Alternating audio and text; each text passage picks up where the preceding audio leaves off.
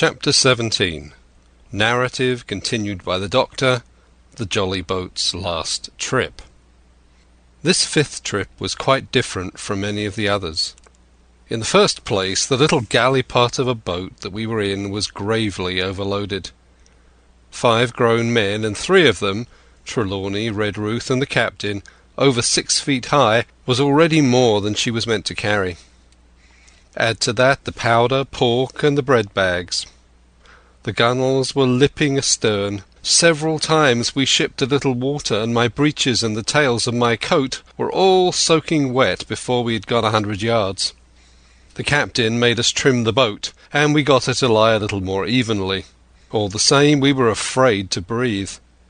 In the second place, the ebb was now making a strong rippling current running westward through the basin, and then southward and seaward down the straits by which we had entered in the morning.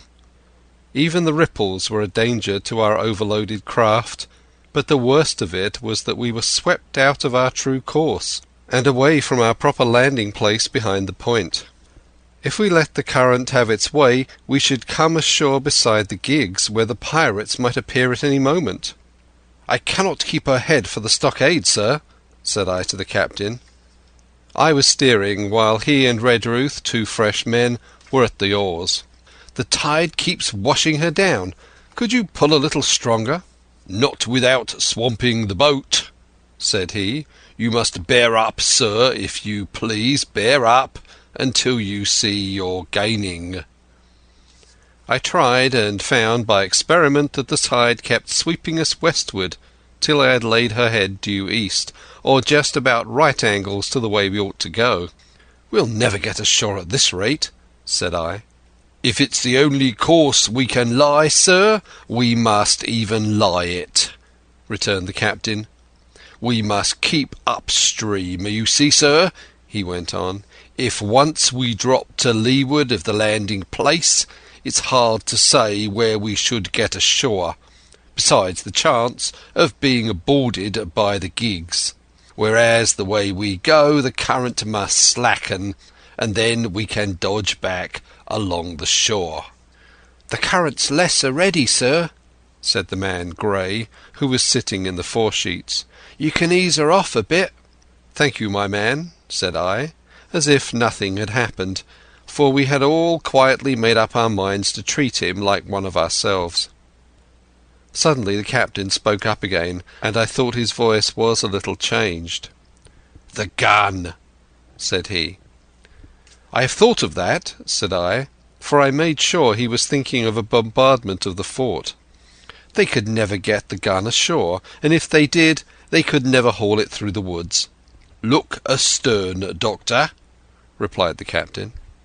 We had entirely forgotten the long 9, and there, to our horror, were the 5 rogues busy about her, getting off her jacket, as they called the stout tarpaulin cover under which she sailed. Not only that, but it flashed into my mind at the same moment that the round shot and the powder for the gun had been left behind, and the stroke of an axe would put it all into the possession of the evil ones aboard. "Israel was Flint's gunner," said Gray hoarsely. At any risk we put the boat's head directly for the landing place.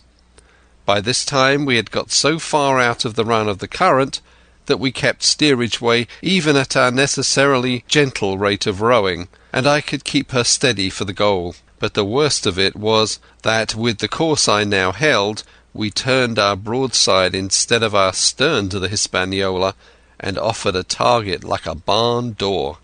I could hear, as well as see, that brandy-faced rascal, Israel Hands, plumping down a round shot on the deck. "Who's the best shot?"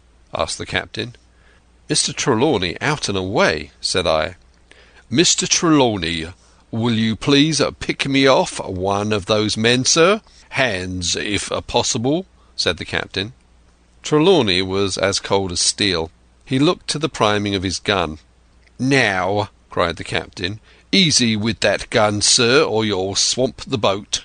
All hands stand by to trim her when he aims."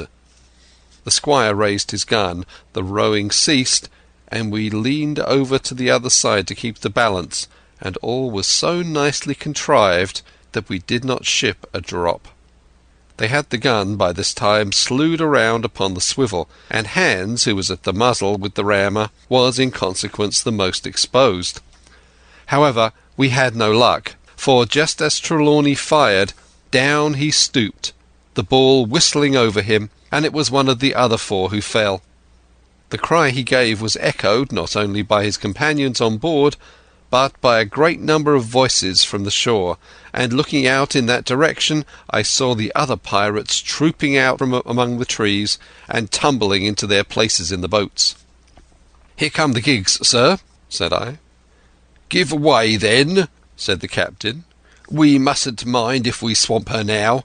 If we can't get ashore, all's up." "Only one of the gigs is being manned, sir," I added.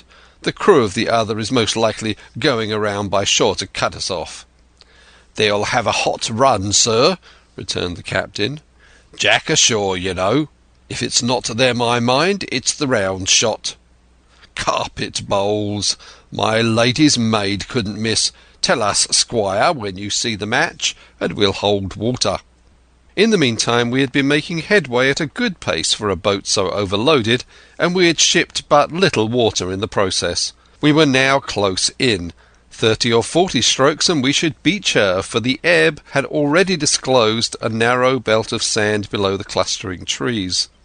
The gig was no longer to be feared. The little point had already concealed it from our eyes. The ebb tide, which had so cruelly delayed us, was now making reparation and delaying our assailants. The one source of danger was the gun. "If I durst," said the captain, "I'd stop and pick off another man." It was plain that they meant nothing should delay their shot. They had never so much as looked at their fallen comrade, though he was not dead, and I could see him trying to crawl away. "Ready!" cried the squire. "Hold!" cried the captain, quick as an echo.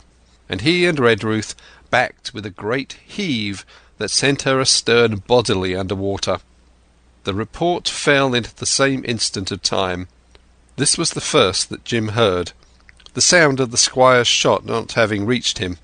When the ball passed, not one of us precisely knew, but I fancy it must have been over our heads, and that the wind of it may have contributed to our disaster.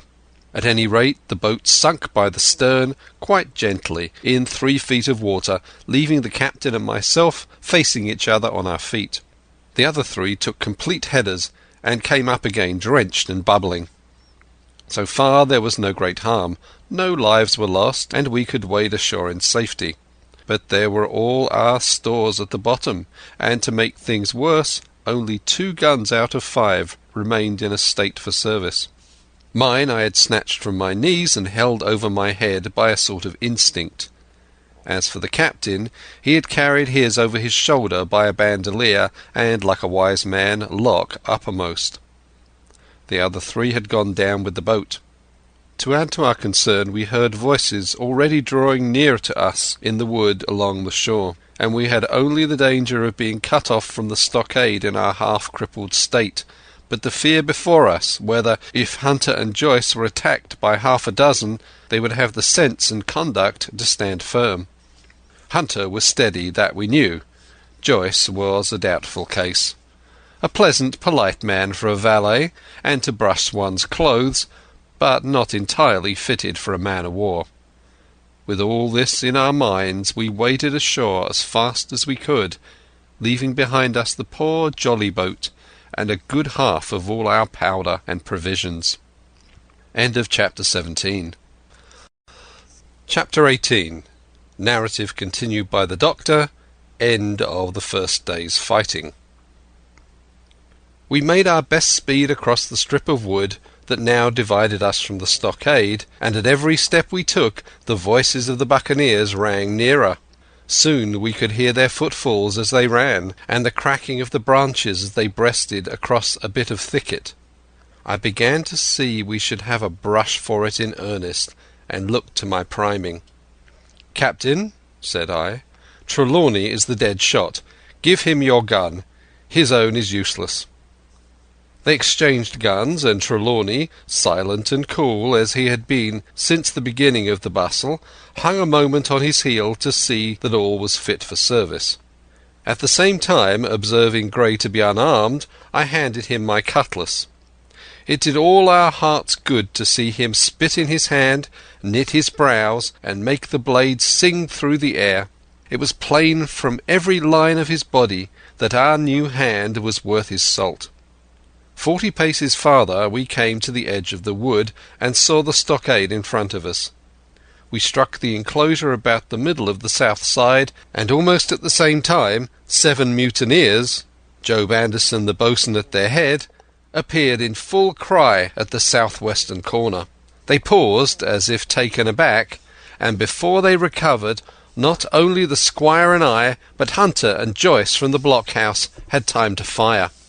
The 4 shots came in rather a scattering volley, but they did the business. One of the enemy actually fell, and the rest, without hesitation, turned and plunged into the trees. After reloading, we walked down the outside of the palisade to see the fallen enemy. He was stone dead, shot through the heart. We began to rejoice over our good success, when just at that moment a pistol cracked in the bush, and a ball whistled close past my ear, and poor Tom Redruth stumbled and fell his length on the ground. Both the squire and I returned the shot, but as we had nothing to aim at, it was probable we only wasted powder. Then we reloaded and turned our attention to poor Tom. The captain and Gray were already examining him, and I saw with half an eye that all was over. I believe the readiness of our return volley had scattered the mutineers once more, for we were suffered without further molestation to get the poor old gamekeeper hoisted over the stockade and carried, groaning and bleeding, into the log-house. Poor old fellow! He had not uttered one word of surprise, complaint, fear, or even acquiescence from the very beginning of our troubles till now, when we had laid him down on the log-house to die. He had lain like a Trojan behind his mattress in the gallery.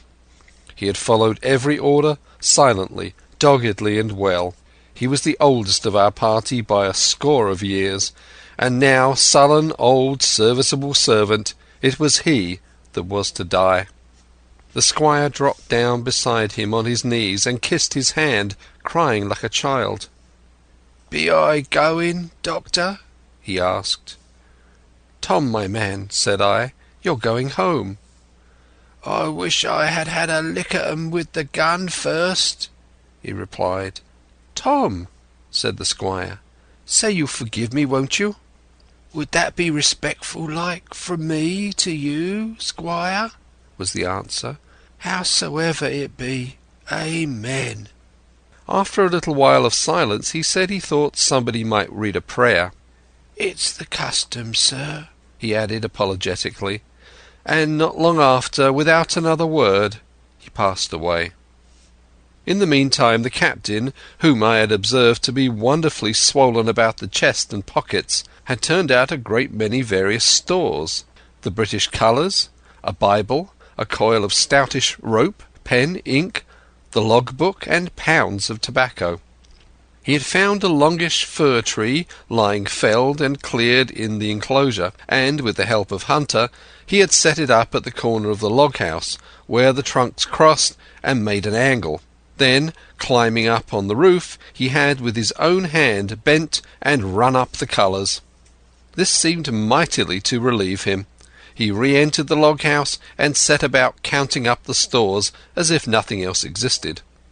But he had an eye on Tom's passage for all that, and as soon as all was over came forward with another flag and reverently spread it on the body. "Don't you take on, sir," he said, shaking the squire's hand. "All's well with him. No fear for a hand that's been shot down in his duty to captain and owner. It mayn't be good divinity, but it's a fact." Then he pulled me aside. "Dr. Livesey," he said, "in how many weeks do you and Squire expect the consort?" I told him it was a question not of weeks but of months. that if we were not back by the end of August, Blandley was to send to find us, but neither sooner nor later. "You can calculate for yourself," I said.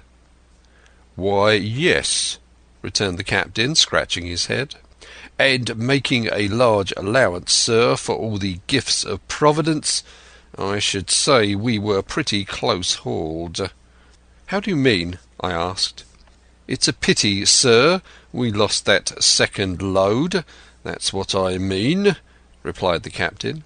"As for powder and shot, we'll do, but the rations are short, very short. So short, Dr. Livesey, that we're perhaps as well without that extra mouth." And he pointed to the dead body under the flag. Just then, with a roar and a whistle, a round shot passed high above the roof of the log house and plumped far beyond us in the wood. "Oh-ho!" said the captain. "Blaze away! You've lit enough powder already, my lads." At the second trial the aim was better, and the ball descended inside the stockade, scattering a cloud of sand, but doing no further damage. "Captain," said the squire, "the house is quite invisible from the ship. It must be the flag they're aiming at. Would it not be wiser to take it in?" "Strike my colours!" cried the captain. "No, sir, not I." And as soon as he had said the word, I think we all agreed with him. For it was not only a piece of stout, seamanly good feeling, it was a good policy besides, and showed our enemies that we despised their cannonade. All through the evening they kept thundering away. Ball after ball flew over or fell short, or kicked up the sand in the enclosure, but they had to fire so high that the shot fell dead and buried itself in the soft sand. We had no ricochet to fear, and though one popped in through the roof of the log-house and out again through the floor, we soon got used to that sort of horseplay and minded it no more than cricket. "There is one good thing about all this," observed the captain. "The wood in front of us is likely clear. The ebb has made a good while. Our stores should be uncovered. Volunteers to go and bring in pork." Gray and Hunter were the first to come forward. Well armed, they stole out of the stockade, but it proved a useless mission. The mutineers were bolder than we fancied, or they put more trust in Israel's gunnery, for 4 or 5 of them were busy carrying off our stores and wading out with them to one of the gigs that lay close by, pulling an oar or so to hold her steady against the current. Silver was in the stern sheets in command, and every man of them was now provided with a musket from some secret magazine of their own. The captain sat down to his log, and here is the beginning of the entry. Alexander Smollett, master. David Livesey, ship's doctor. Abraham Gray, carpenter's mate. John Trelawney, owner. John Hunter and Richard Joyce, owner's servants, landsmen, being all that is left faithful of the ship's company, with stores for 10 days at short rations, came ashore this day and flew British colours on the log-house in Treasure Island. Thomas Redruth, owner's servant, landsman, shot by the mutineers. James Hawkins, cabin boy. And at the same time I was wondering over poor Jim Hawkins' fate. A hail on the land side. "Somebody hailing us," said Hunter, who was on guard. "Doctor, Squire, Captain, hello, Hunter, is that you?" came the cries. And I ran to the door in time to see Jim Hawkins, safe and sound, come climbing over the stockade. End of Chapter 18. Chapter 19. Narrative resumed by Jim Hawkins. The garrison in the stockade. As soon as Ben Gunn saw the colours, he came to a halt, stopped me by the arm and sat down. "Now," says he, "there's your friends, sure enough." "Far more likely it's the mutineers," I answered. "That," he cried. "Why, in a place like this, where nobody puts in but gentlemen of fortune, Silver would fly the Jolly Roger, you don't make no doubt of that. No, that's your friends. There's been blows too, and I reckon your friends has had the best of it. And here they are ashore in the old stockade as was made years and years ago by Flint. He was the man to have a headpiece, was Flint. Barring rum, his match was never seen. He were afraid of none, not he, only Silver. Silver was that genteel." "Well," said I, "that may be so, and so be it. All the more reason that I should hurry on and join my friends." "Nay, mate," returned Ben, "not you. You're a good boy, or I'm mistook. But you're only a boy, all told. Now, Ben Gunn is fly. Rum wouldn't bring me there where you're going, not rum wouldn't, till I see you're born gentleman and gets it on his word of honour. And you won't forget my words. A precious sight, that's what you'll say, a precious sight more confidence, and then nips him." And he pinched me the third time with the same air of cleverness. "And when Ben Gunn is wanted, you know where to find him, Jim, just where you found him today. And him that comes is to have a white thing in his hand, and he's to come alone. Oh, and you'll say this, Ben Gunn, says you, has reasons of his own." "Well," said I believe I understand. You have something to propose, and you wish to see the squire or the doctor, and you're to be found where I found you. Is that all?" "And when, says you?" he added. "Why, from about noon observation to about 6 bells." "Good," says I. "And now may I go?" "You won't forget?" he inquired anxiously. "Precious sight and reasons of his own, says you. Reasons of his own, that's the mainstay, as between man and man. Well then," still holding me, "I reckon you can go, Jim. And Jim, if you was to see Silver, you wouldn't go for to sell Ben Gunn. Wild horses wouldn't draw it from you. No, says you. And if them pirates came ashore, Jim, what would you say but there'd be widders in the morning?" Here he was interrupted by a loud report, and a cannon ball came tearing through the trees and pitched in the sand, not 100 yards from where we two were talking. The next moment each of us had taken to our heels in a different direction. For a good hour to come, frequent reports shook the island, and balls kept crashing through the woods. I moved from hiding place to hiding place, always pursued, or so it seemed to me, by these terrifying missiles. But toward the end of the bombardment, though still I durst not venture in the direction of the stockade, where the balls fell oftenest, I had begun in a manner to pluck up my heart again, and after a long detour in the east crept down among the shoreside trees. The sun had just set. The sea breeze was rustling and tumbling in the woods, and ruffling the grey surface of the anchorage, and tide too was far out, and great tracts of sand lay uncovered. The air after the heat of the day chilled me through my jacket. The Hispaniola still lay where she had anchored, but sure enough there was the Jolly Roger, the black flag of piracy, flying from her peak.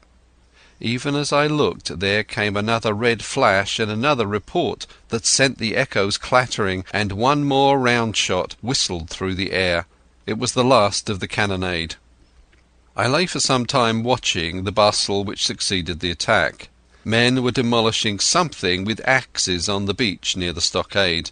The poor jolly boat, I afterwards discovered. Anyway, near the mouth of the river a great fire was glowing among the trees, and between that point and the ship one of the gigs kept coming and going, the men, whom I had seen so gloomy, shouting at the oars like children. But there was a sound in their voices which suggested rum. At length I thought I might return towards the stockade. I was pretty far down on the low sandy spit that encloses the anchorage to the east and is joined at half water to Skeleton Island. and now, as I rose to my feet, I saw, some distance farther down the spit, and rising from among low bushes, an isolated rock, pretty high, and particularly white in colour. It occurred to me that this might be the white rock of which Ben Gunn had spoken, and that some day or other a boat might be wanted, and I should know where to look for one.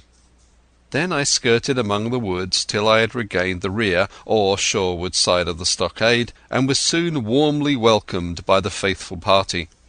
I had soon told my story and began to look about me. The log house was made of unsquared trunks of pine, roof, walls and floor. The latter stood in several places as much as a foot or a foot and a half above the surface of the sand.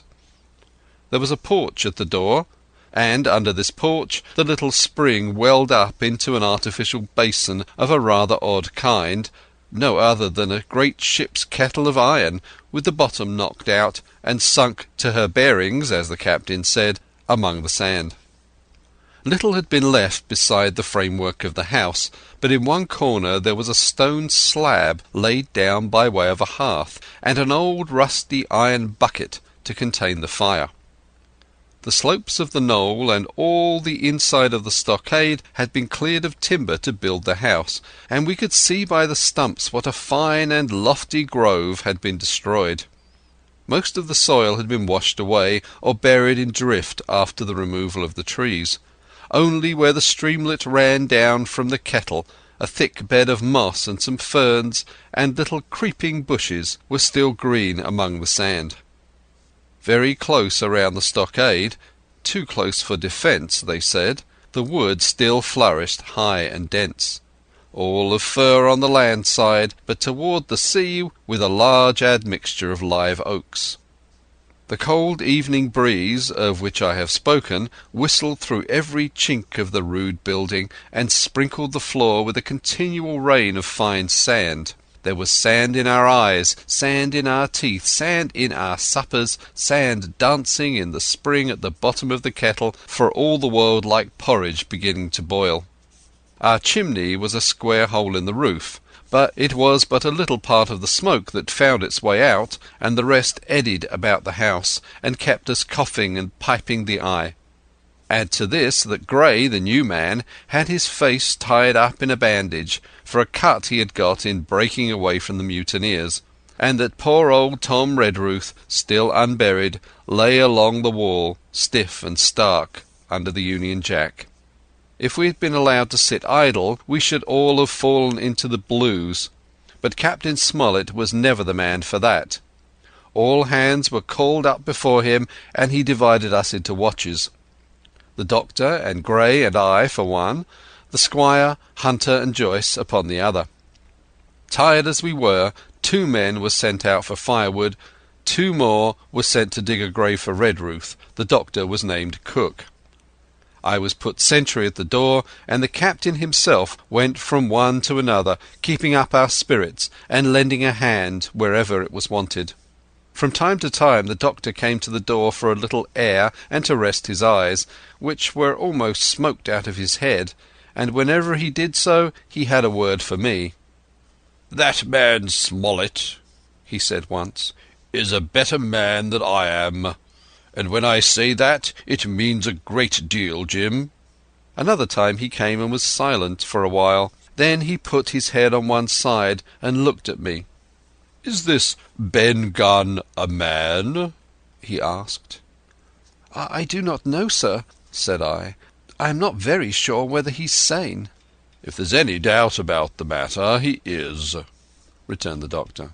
"A man who has been 3 years biting his nails on a desert island, Jim, can't expect to appear as sane as you or me. It doesn't lie in human nature. Was it cheese you said he had a fancy for?" "Yes, sir, cheese," I answered. "Well, Jim," says he, "just you see the good that comes of being dainty in your food. You've seen my snuff-box, haven't you? And you never saw me take snuff. The reason being that in my snuff-box I carry a piece of Parmesan cheese, a cheese made in Italy, very nutritious. Well, that's for Ben Gunn." Before supper was eaten we buried old Tom in the sand, and stood round him for a while bareheaded in the breeze. A good deal of firewood had been got in, but not enough for the captain's fancy, and he shook his head over it, and told us we must get back to this tomorrow rather livelier. Then, when we had eaten our pork, and each had a good stiff glass of brandy grog, the three chiefs got together in a corner to discuss our prospects. It appears that they were at their wits' end what to do, the stores being so low that we must have been starved into surrender long before help came. But our best hope, it was decided, was to kill off the buccaneers until they either hauled down their flag or ran away with the Hispaniola. From 19 they were already reduced to 15. 2 others were wounded, and one, at least, the man shot beside the gun, severely wounded, if he were not dead. Every time we had a crack at them, we were to take it, saving our own lives with the extremest care. And besides that, we had 2 able allies, rum and the climate. As for the first, though we were about half a mile away, we could hear them roaring and singing late into the night. And as for the second, the doctor staked his wig that, camped where they were in the marsh, and unprovided with remedies, half of them would be on their backs before a week. "So," he added, "if we are not all shot down first, they'll be glad to be packing in the schooner. It's always a ship, and they can get to buccaneering again, I suppose." "First ship that I ever lost," said Captain Smollett. I was dead tired, as you may fancy, and when I got to sleep, which was not after a great deal of tossing, I slept like a log of wood. The rest had long been up, and had already breakfasted and increased the pile of firewood by about half as much again, when I was awakened by a bustle and the sound of voices. "Flag of truce!" I heard someone say, and then immediately after, with a cry of surprise, "Silver himself!" And at that I jumped up and, rubbing my eyes, ran to a loophole in the wall. End of Chapter 19. Chapter 20. Silver's Embassy. Sure enough, there were 2 men just outside the stockade, one of them waving a white cloth, the other no less a person than Silver himself standing placidly by. It was still quite early, and the coldest morning that I think I was ever abroad in, a chill that pierced into the marrow. The sky was bright and cloudless overhead, and the tops of the trees shone rosily in the sun. Where Silver stood with his lieutenant, all was still in shadow, and they waded knee-deep in a low white vapour that had crawled during the night out of the morass. The chill and the vapour, taken together, told a poor tale of the island. It was plainly a damp, feverish, unhealthy spot. "Keep indoors, men," said the captain. 10 to 1, this is a trick." Then he hailed the buccaneer. "Who goes? Stand or we fire." "Flag of truce!" cried Silver. The captain was in the porch, keeping himself carefully out of the way of a treacherous shot, should any be intended. He turned and spoke to us. "Doctor's watch on the lookout. Dr. Livesey, take the north side, if you please. Jim, the east. Gray, west. The watch below. All hands to load muskets. Lively, men, and careful." And then he turned to the mutineers. "And what do you want with your flag of truce?" he cried. This time it was the other man who replied. "Captain Silver, sir, to come on board and make terms," he shouted. "Captain Silver? Don't know him. Who's he?" cried the captain. And we could hear him adding to himself, "Captain, is it? My heart, and here's promotion." Long John answered for himself. "Me, sir. These poor lads have chosen me captain after your desertion, sir," laying a particular emphasis upon the word desertion. "We're willing to submit if we can come to terms and make no bones about it. All I ask is your word, Captain Smollett, to let me safe and sound out of this here stockade, and 1 minute to go get out a shot before a gun is fired. My man, said Captain Smollett, I have not the slightest desire to talk to you. If you wish to talk to me, you can come, that's all. If there's any treachery, it'll be on your side, and the Lord help you. That's enough, Captain, shouted Long John cheerily. A word from you's enough. I know a gentleman, and you may lay to that. We could see the man who carried the flag of truce attempting to hold Silver back, nor was that wonderful, seeing how cavalier had been the captain's answer. But Silver laughed at him aloud and slapped him on the back, as if the idea of alarm had been absurd. Then he advanced to the stockade, threw over his crutch, got a leg up, and with great vigour and skill succeeded in surmounting the fence and dropping safely to the other side. I will confess that I was far too much taken up with what was going on to be of the slightest use as sentry. Indeed, I had already deserted my eastern loophole and crept up behind the captain, who had now seated himself on the threshold with his elbows on his knees, his head in his hands, and his eyes fixed on the water as it bubbled out of the old iron kettle in the sand. He was whistling to himself, "Come lasses and lads." Silver had terrible hard work at getting up the knoll, what with the steepness of the incline, and the thick tree stumps, and the soft sand, he and his crutch were as helpless as a ship in stays.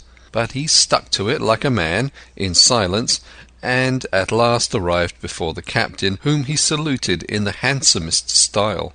He was tricked out in his best. An immense blue coat, thick with brass buttons, hung as low as to his knees, and a fine laced hat was set on the back of his head. "Here you are, my man," said the captain, raising his head. "You had better sit down." "You ain't a-going to let me inside, Captain?" complained Long John. "It's a main cold morning, to be sure, sir, to sit outside upon the sand." "Why, Silver," said the captain, "if you had pleased to be an honest man, you might have been sitting in your galley. It's your own doing. You're either my ship's cook, and then you were treated handsome, or Captain Silver, a common mutineer and pirate, and then you can go hang." "Well, well, Captain," returned the sea cook, sitting down as he was bidden on the sand, "you'll have to give me a hand up again, that's all. A sweet pretty place you have of it here. Ah, there's Jim. The top of the morning to you, Jim. Doctor, here's my service. Why, there you all are together like a happy family, in a manner of speaking." "If you have anything to say, my man, better say it," said the captain. "Right you are, Captain Smollett," replied Silver. "Duty's duty, to be sure. Well, now, you look here. That was a good lay of yours last night. I don't deny it was a good lay.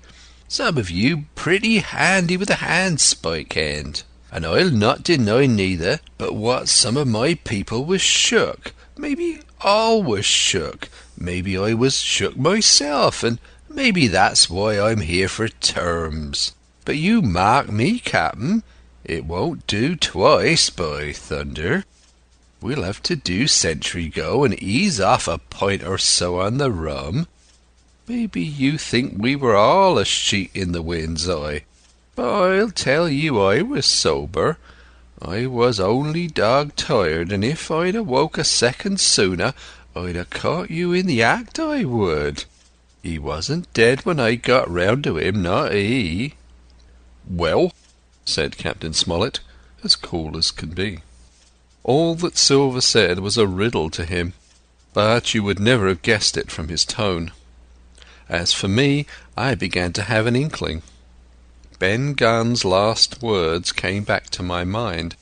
I began to suppose that he had paid the buccaneers a visit while they all lay drunk together round their fire, and I reckoned up with glee that we had only 14 enemies to deal with. "Well, here it is," said Silver. We want that treasure, and we'll have it. That's our point. You would just as soon save your lives, I reckon, and that's yours. You have a chart, haven't you?"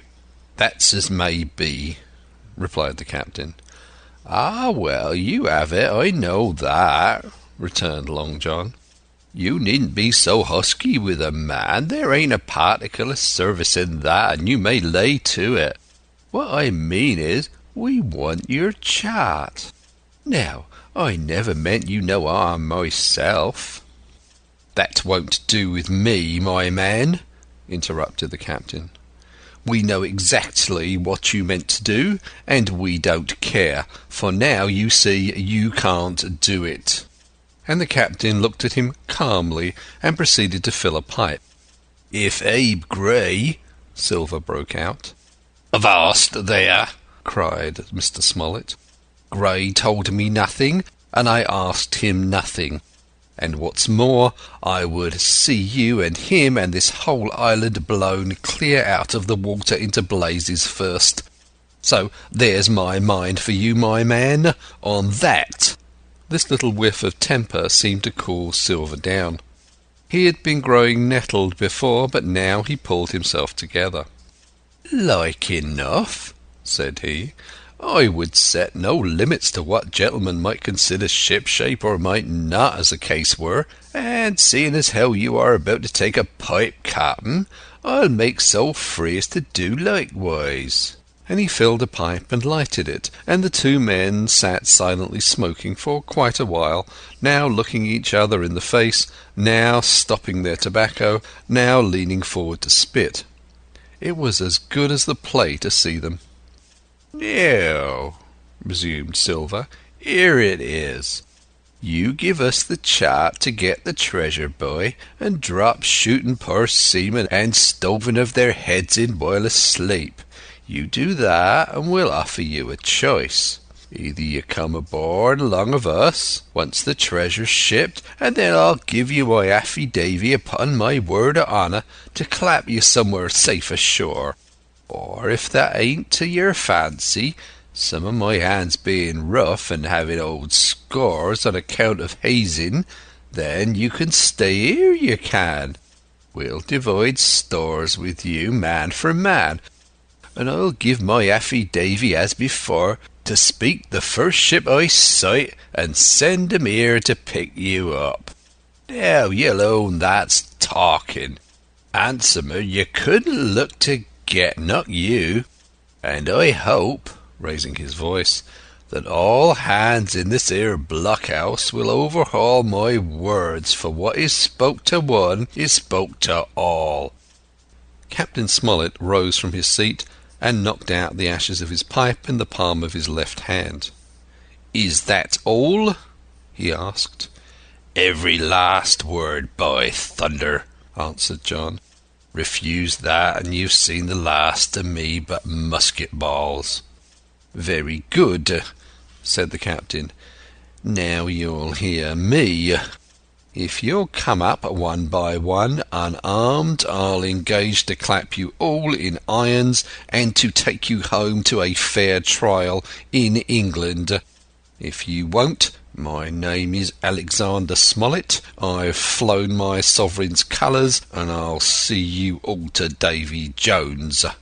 You can't find the treasure, you can't sail the ship, there's not a man among you fit to sail the ship.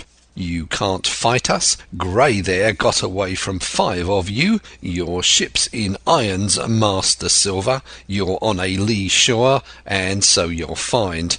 I stand here and tell you so. And they're the last good words you'll get from me, for, in the name of heaven, I'll put a bullet in your back when next I meet you. Tramp, my lad. Bundle out of this place, please, hand over hand, and double quick." Silver's face was a picture. His eyes started in his head with wrath. He shook the fire out of his pipe. "Give me a hand up," he cried. "Not I," returned the captain. "Who'll give me a hand up?" he roared. Not a man among us moved. Growling the foulest imprecations, he crawled along the sand till he got hold of the porch and could hoist himself again upon his crutch. Then he spat into the spring. "There," he cried, "that's what I think of ye. Before the hour's out, I'll stove in your old blockhouse like a rum puncheon. Laugh, by thunder, laugh. Before an hour's out, ye'll laugh upon the other side. Them that die'll be the lucky ones." And with a dreadful oath he stumbled off, ploughed down the sand, and was helped across the stockade after 4 or 5 failures by the man with the flag of truce, and disappeared in an instant afterward among the trees. End of Chapter 20. Chapter 21. The Attack.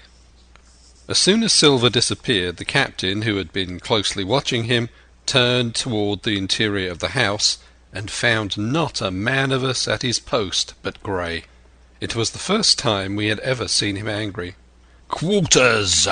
he roared, and then, as we slunk back to our places, "Gray," he said, "I'll put your name in the log. You've stood by your duty like a seaman. Mr. Trelawney, I'm surprised at you, sir. Doctor, I thought you had worn the King's coat. If that was how you served at Fontenoy, sir, you'd have been better in your berth." The doctor's watch were all back at their loopholes. The rest were busy loading the spare muskets, and everyone with a red face, you may be certain, and a flea in his ear, as the saying is. The captain looked on for a while in silence. Then he spoke. "My lads," he said, "I've given Silver a broadside. I pitched it in red hot on purpose, and before the hour's out, as he said, we shall be boarded.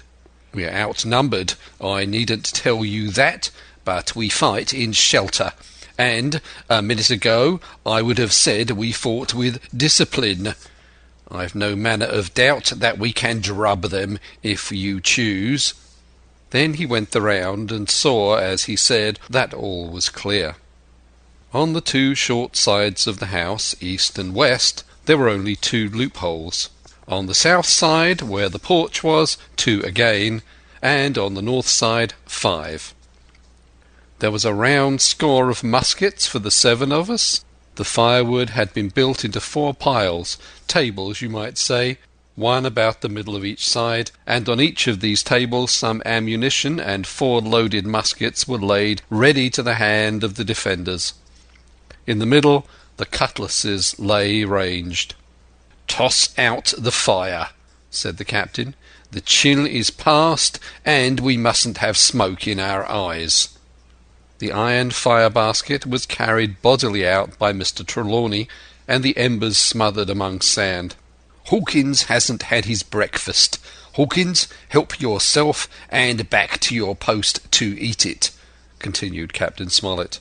"Lively now, my lad, you'll want it before you're done. Hunter, serve out a round of brandy to all hands." And while this was going on, the captain completed in his own mind the plan of defence. "Doctor, you will take the door," he resumed. "See, don't expose yourself. Keep within and fire through the porch. Hunter, take the east side there. Joyce, you stand by the west, my man. Mr. Trelawney, you are the best shot. You and Gray will take this long north side with the 5 loopholes. It's there the danger is. If they can get up to it and fire upon us through our own ports, things would begin to look dirty. Hawkins, neither you nor I are much account at the shooting. We'll stand by to load and bear a hand." As the captain had said, the chill was past. As soon as the sun had climbed above our girdle of trees, it fell with all its force upon the clearing and drank up the vapours at a draught. Soon the sand was baking, and the resin melting in the logs of the blockhouse. Jackets and coats were flung aside, shirts were thrown open at the neck and rolled up to the shoulders, and we stood there, each at his post, in a fever of heat and anxiety. An hour passed away. "Hang them!" said the captain. "This is as dull as the doldrums. Gray, whistle for a wind." And just at that moment came the first news of the attack. "If you please, sir," said Joyce, "if I see anyone, am I to fire?" "I told you so," cried the captain. "Thank you, sir," returned Joyce with the same quiet civility. Nothing followed for a time, but the remark had set us all on the alert, straining ears and eyes.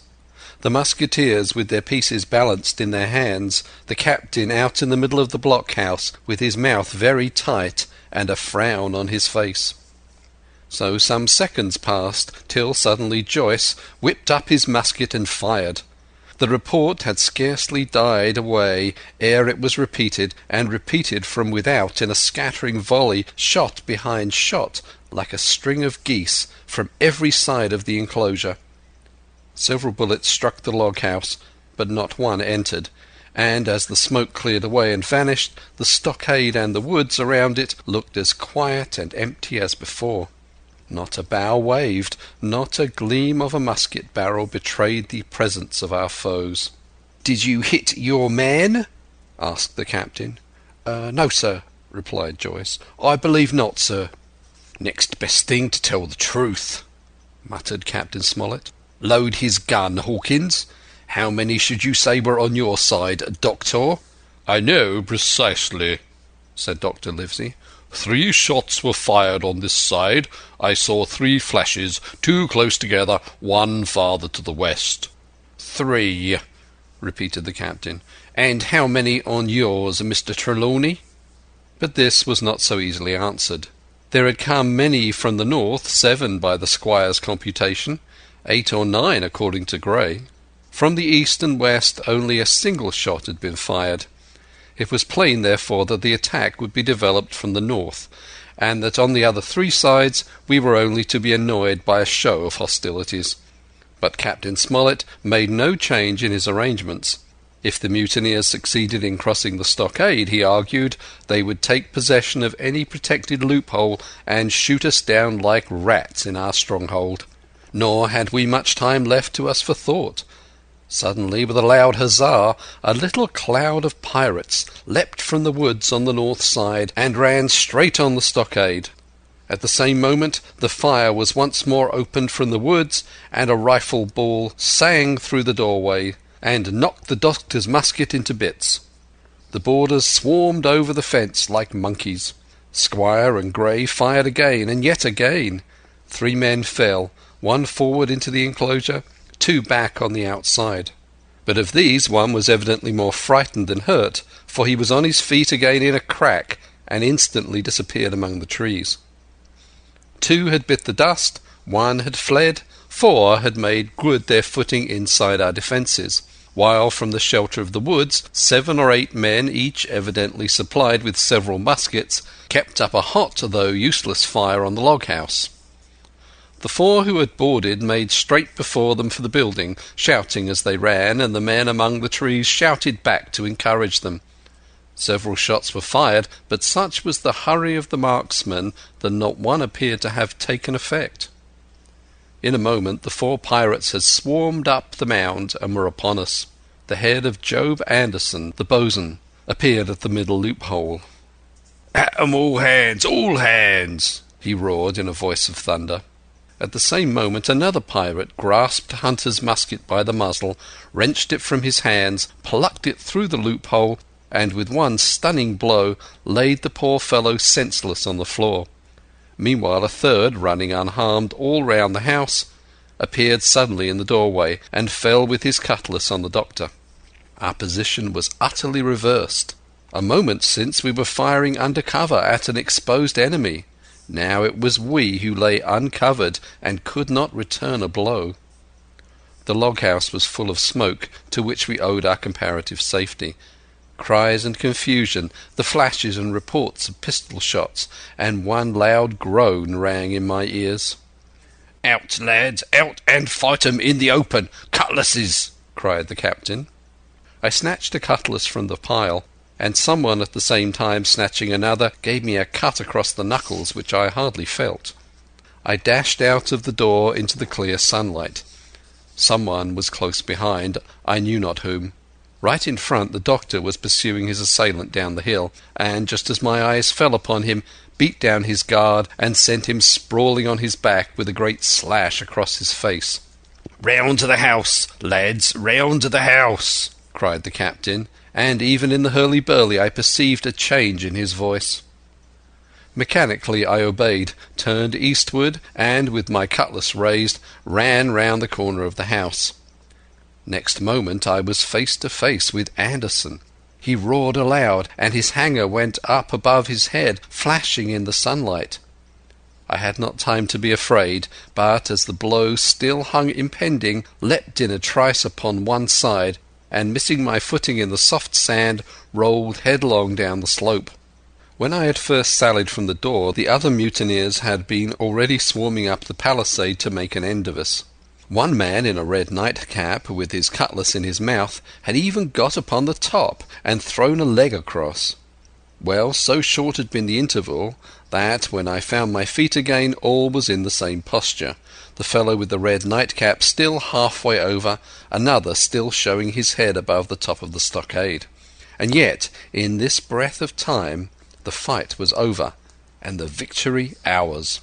Gray, following close behind me, had cut down the big bosun ere he had time to recover from his lost blow. Another had been shot at a loophole in the very act of firing into the house, and now lay in agony, the pistol still smoking in his hand. A third, as I had seen, the doctor had disposed of at a blow.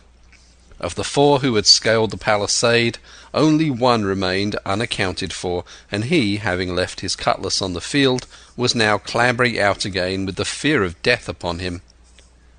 "Fire! Fire from the house!" cried the doctor. "And you lads back into cover!" But his words were unheeded. No shot was fired, and the last boarder made good his escape and disappeared with the rest into the wood. In 3 seconds nothing remained of the attacking party but the 5 who had fallen, 4 on the inside and 1 on the outside of the palisade. The doctor and Gray and I ran full speed for shelter.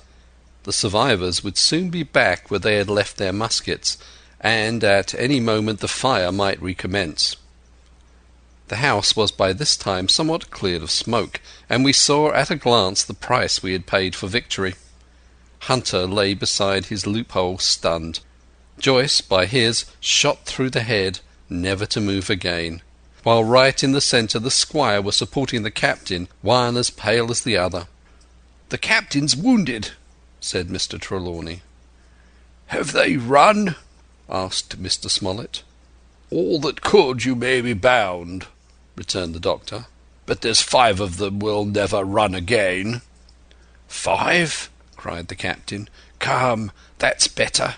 5 against 3 leaves us 4 to 9. That's better odds than we had at starting. We were 7 to 19 then, or thought we were, and that's bad to bear."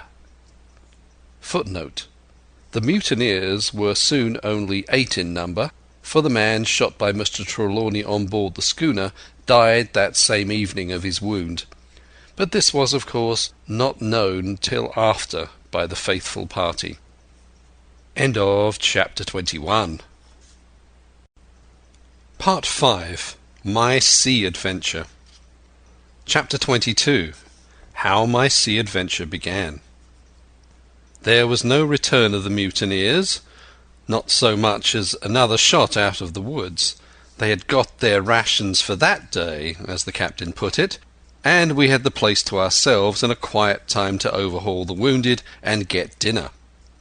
Squire and I cooked outside in spite of the danger, and even outside we could hardly tell what we were at for the horror of the loud groans that reached us from the doctor's patients.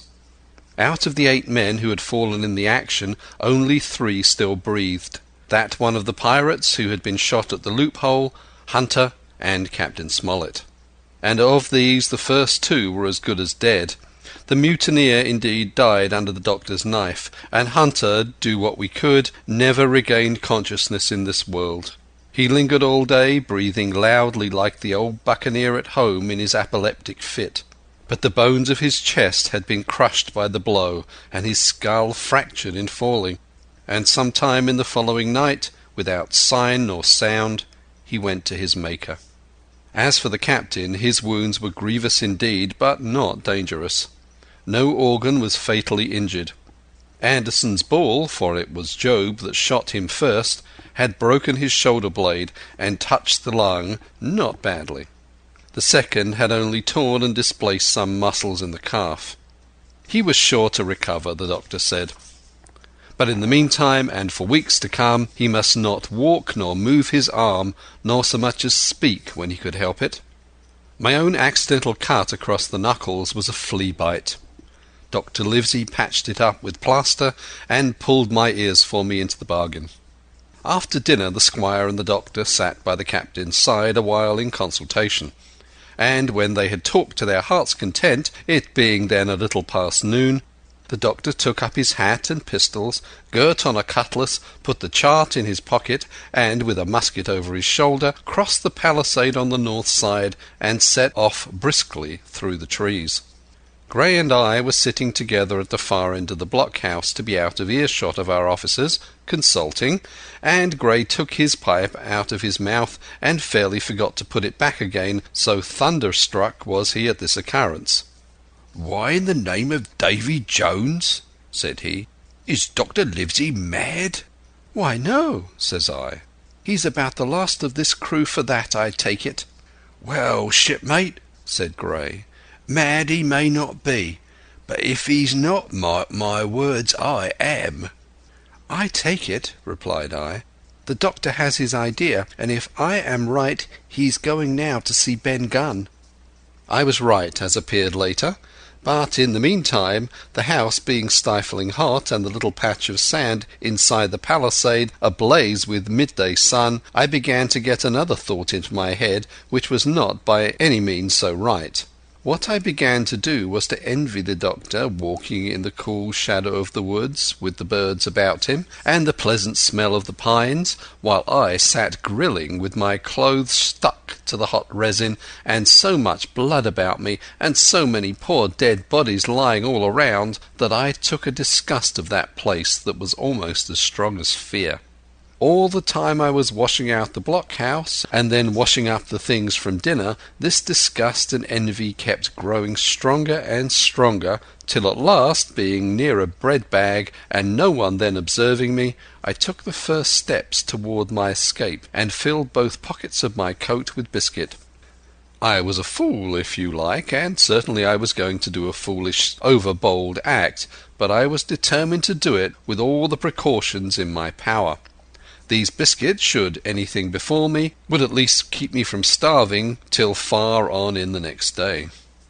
The next thing I laid hold of was a brace of pistols. As I already had a powder horn and bullets, I felt myself well supplied with arms. As for the scheme I had in my head, it was not a bad one in itself. It was to go down the sandy spit that divides the anchorage on the east from the open sea, find the white rock I had observed last evening, and ascertain whether it was there or not that Ben Gunn had hidden his boat, a thing quite worth doing, as I still believe. But as I was certain I should not be allowed to leave the enclosure, my only plan was to take French leave and slip out when nobody was watching, and that was so bad a way of doing it as made the thing itself wrong. But I was only a boy, and I had made my mind up. Well, as things at last fell out, I found an admirable opportunity. The squire and Gray were busy helping the captain with his bandages. The coast was clear. I made a bolt for it over the stockade and into the thickest of the trees, and before my absence was observed, I was out of cry of my companions. This was my second folly, far worse than the first, as I left but 2 sound men to guard the house, but, like the first, it was a help towards saving all of us. I took my way straight for the east coast of the island, for I was determined to go down the seaside of the spit to avoid all chance of observation from the anchorage. It was already late in the afternoon, although still warm and sunny.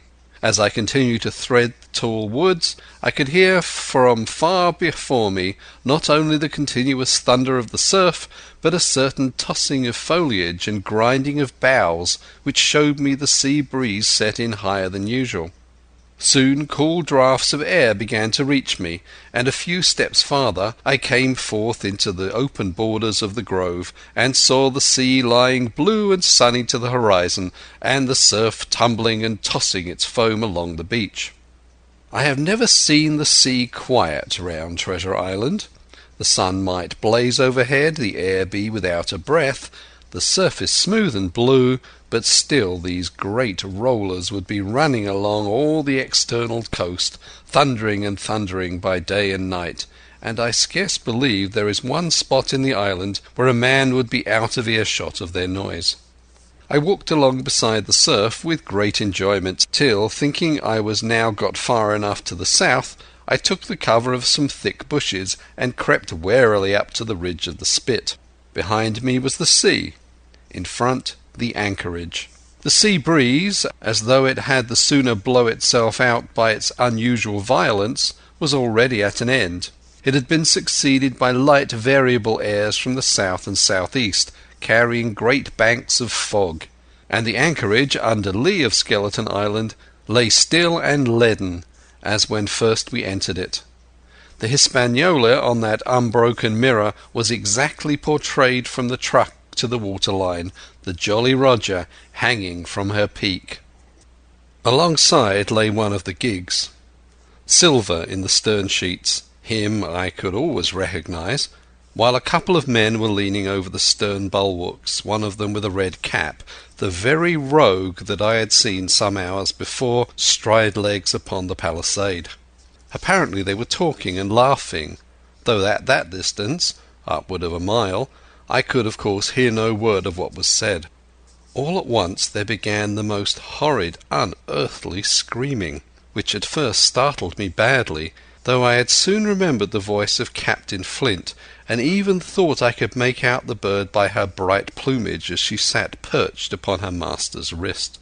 Soon after the jolly boat shoved off and pulled for shore, and the man with the red cap and his comrade went below by the cabin companion.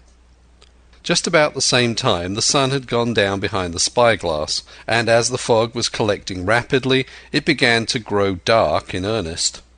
I saw I must lose no time if I were to find the boat that evening. The white rock, visible enough above the brush, was still some eighth of a mile farther down the spit, and it took me a goodish while to get up with it, crawling often on all fours among the scrub. Night had almost come when I laid my hands on its rough sides. Right below it there was an exceeding small hollow of green turf, hidden by banks and a thick understory about knee-deep, that grew there very plentifully, and in the centre of the dell, sure enough, a little tent of goat skins, like what the gypsies carry about with them in England. I dropped into the hollow, lifted the side of the tent, and there was Ben Gunn's boat. Homemade, if ever anything was homemade, a rude, lopsided framework of tough wood, and stretched upon that a covering of goatskin with the hair inside. The thing was extremely small, even for me, and I can hardly imagine that it could have floated with a full-sized man. There was one athwart set as low as possible, a kind of stretcher in the bows, and a double paddle for propulsion. I had not then seen a coracle such as the ancient Britons made, but I have seen one since, and can give you no fairer idea of Ben Gunn's boat than by saying it was like the first and the worst coracle ever made by man. But the great advantage of the coracle it certainly possessed, for it was exceedingly light and portable.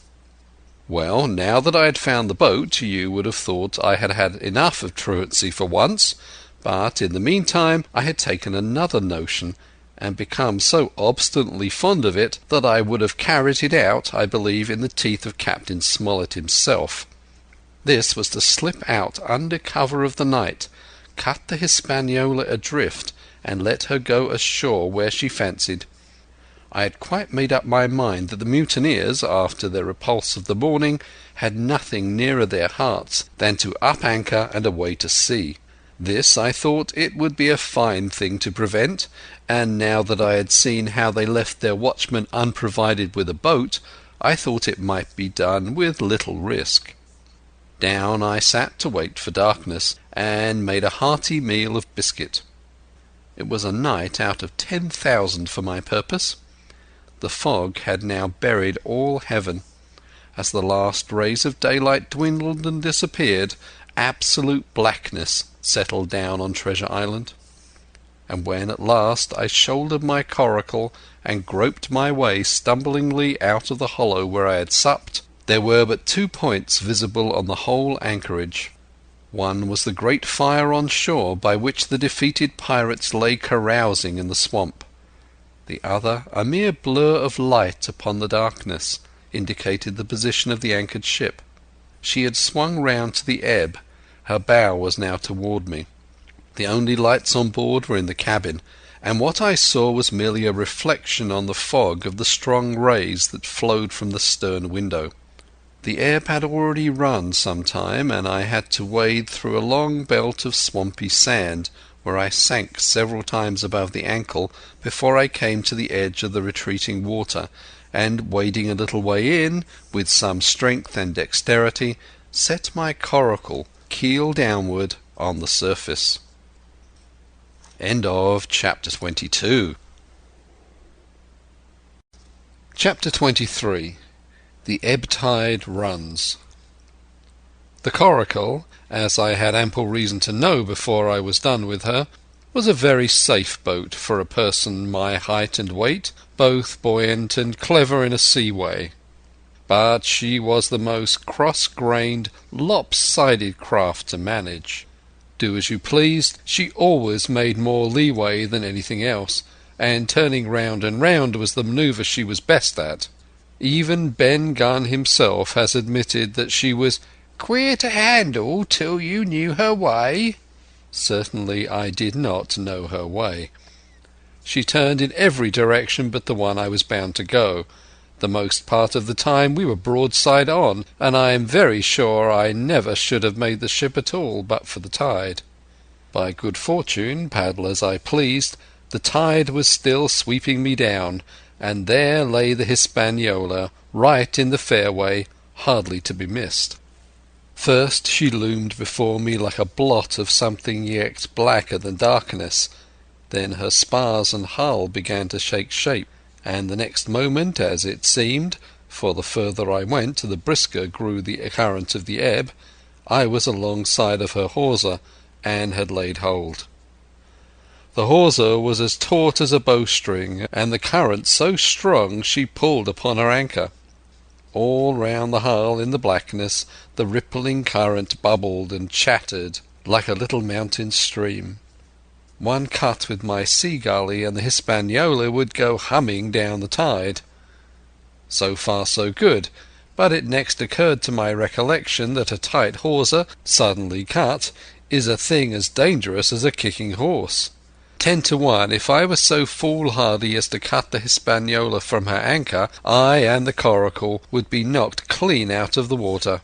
This brought me to a full stop, and if fortune had not again particularly favoured me, I should have had to abandon my design. But the light airs which had begun blowing from the south-east and south had hauled round after nightfall into the south-west.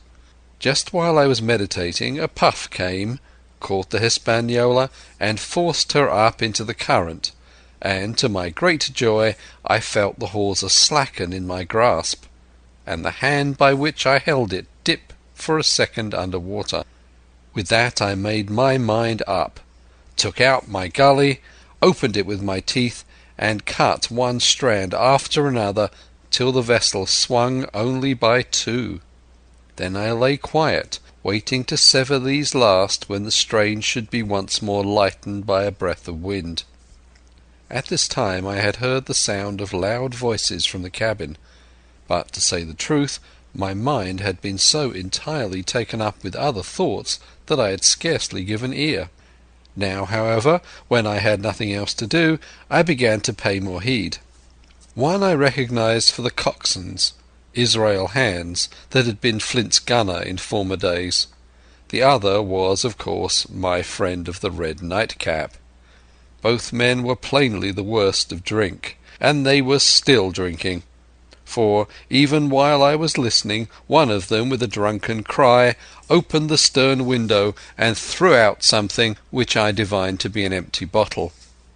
But they were not only tipsy, it was plain that they were furiously angry. Oaths flew like hailstones, and every now and then there came forth such an explosion as I thought was sure to end in blows. But each time the quarrel passed off, and the voices grumbled lower for a while until the next crisis came, and in its turn passed away without result. On shore I could see the glow of the great campfire burning warmly through the shoreside trees. Someone was singing a dull, old, droning sailor's song, with a droop and a quaver at the end of each verse, and seemingly no end to it all but the patience of the singer. I had heard it on the voyage more than once, and remembered these words: "But one man of the crew alive, what put to sea with 75. And I thought it was a ditty rather too dolefully appropriate for a company that had met such cruel losses in the morning. But indeed, from what I saw, all these buccaneers were as callous as the sea they sailed on. At last the breeze came, the schooner sidled and drew nearer in the dark. I felt the hawser slacken once more, and with a good tough effort cut the last fibres through. The breeze had but little action on the coracle, and I was almost instantly swept against the bows of the Hispaniola. At the same time the schooner began to turn upon her heel, spinning slowly, end for end, across the current. I wrought like a fiend, for I expected every moment to be swamped, and since I found I could not push the coracle directly off, I now shoved straight astern. At length I was clear of my dangerous neighbour, and just as I gave the last impulsion, my hands came across a light cord that was trailing overboard across the stern bulwarks. Instantly I grasped it. Why I should have done so I can hardly say. It was at first mere instinct, but once I had it in my hands and found it fast, curiosity began to get the upper hand, and I determined I should have one look through the cabin window. I pulled in hand over hand on the cord, and when I judged myself near enough, rose at infinite risk to about half my height, and thus commanded the roof and a slice of the interior of the cabin. By this time the schooner and her little consort were gliding pretty swiftly through the water. Indeed, we had already fetched up level with the campfire. The ship was talking, as sailors say, loudly, treading the immeasurable ripples with an incessant weltering splash, and until I got my eye above the window sill I could not comprehend why the watchman had taken no alarm. One glance, however, was sufficient, and it was only one glance that I durst take from that unsteady skiff. It showed me Hans and his companion locked together in deadly wrestle, each with a hand on the other's throat. I dropped upon the thwart again, none too soon, for I was near overboard. I could see nothing for the moment but these two furious, encrimsoned faces swaying together under the smoky lamp, and I shut my eyes to let them grow once more familiar with the darkness. The endless ballad had come to an end at last, and the whole diminished company about the campfire had broken into the chorus I had heard so often. 50 men on the dead man's chest, yo-ho-ho, and a bottle of rum. Drink and the devil have done for the rest. Yo-ho-ho, and a bottle of rum. I was just thinking how busy drink and the devil were at that very moment in the cabin of the Hispaniola when I was surprised by a sudden lurch of the coracle. At the same moment she yawed sharply and seemed to change her course. The speed in the meantime had strangely increased. I opened my eyes at once. All around me were little ripples, combing over with a sharp bristling sound, and slightly phosphorescent. The Hispaniola herself, a few yards in whose wake I was still being whirled along, seemed to stagger in her course, and I saw her spars toss a little against the blackness of the night. Nay, as I looked longer, I made sure she also was wheeling to the southward. I glanced over my shoulder, and my heart jumped against my ribs. There, right behind me, was the glow of the campfire. The current had turned at right angles, sweeping round along with it the tall schooner and the little dancing coracle. Ever quickening, ever bubbling higher, ever muttering louder, it went spinning through the narrows for the open sea. Suddenly the schooner in front of me gave a violent yaw, turning perhaps through 20 degrees, and almost at the same moment one shout followed another from on board. I could hear feet pounding on the companion ladder, and I knew that the two drunkards had at last been interrupted in their quarrel and awakened to a sense of their disaster. I laid down flat in the bottom of that wretched skiff, and devoutly recommended my spirit to its Maker. At the end of the straits I had made sure we must fall into some bar of raging breakers, where all of my troubles would be ended speedily, and though I could perhaps bear to die, I could not bear to look upon my fate as it approached. So I must have lain for hours, continually beaten to and fro upon the billows, now and again wetted with flying sprays, and never ceasing to expect death at the next plunge. Gradually weariness grew upon me, a numbness, an occasional stupor fell upon my mind even in the midst of my terrors, until sleep at last intervened, and in my sea-tossed coracle I lay and dreamed of home and the old Admiral Benbow. End of Chapter 23. Chapter 24. The Cruise of the Coracle. It was broad day when I awoke and found myself tossing at the southwest end of Treasure Island. The sun was up, but was still hid from me behind the great bulk of the spyglass, which on this side descended almost to the sea in formidable cliffs. Haulbowline Head and Mizzenmast Hill were at my elbow, the hill bare and dark, the head bound with cliffs 40 or 50 feet high and fringed with great masses of fallen rock.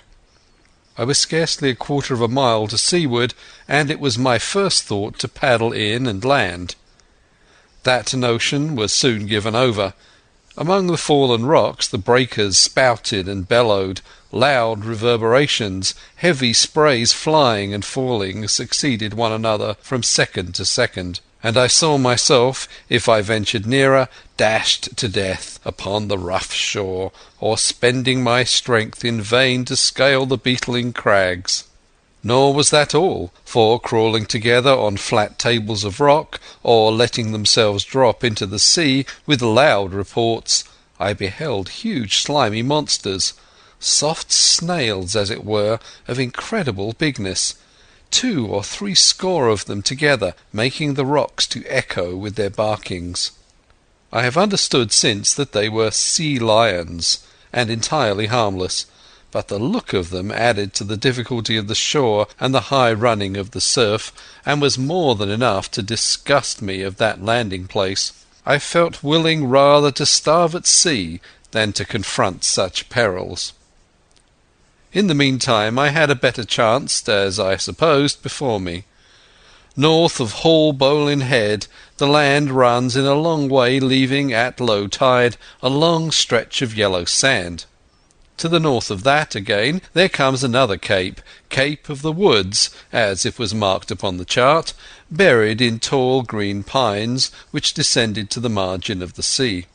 I remembered what Silver had said about the current that sets northward along the whole west coast of Treasure Island, and seeing from my position that I was already under its influence, I preferred to leave Haulbowline Head behind me and reserve my strength for an attempt to land upon the kindlier-looking Cape of the Woods.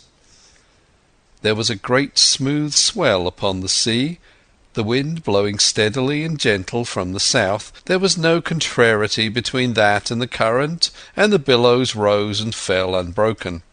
Had it been otherwise, I must long ago have perished, but as it was, it is surprising how easily and securely my little and light boat could ride.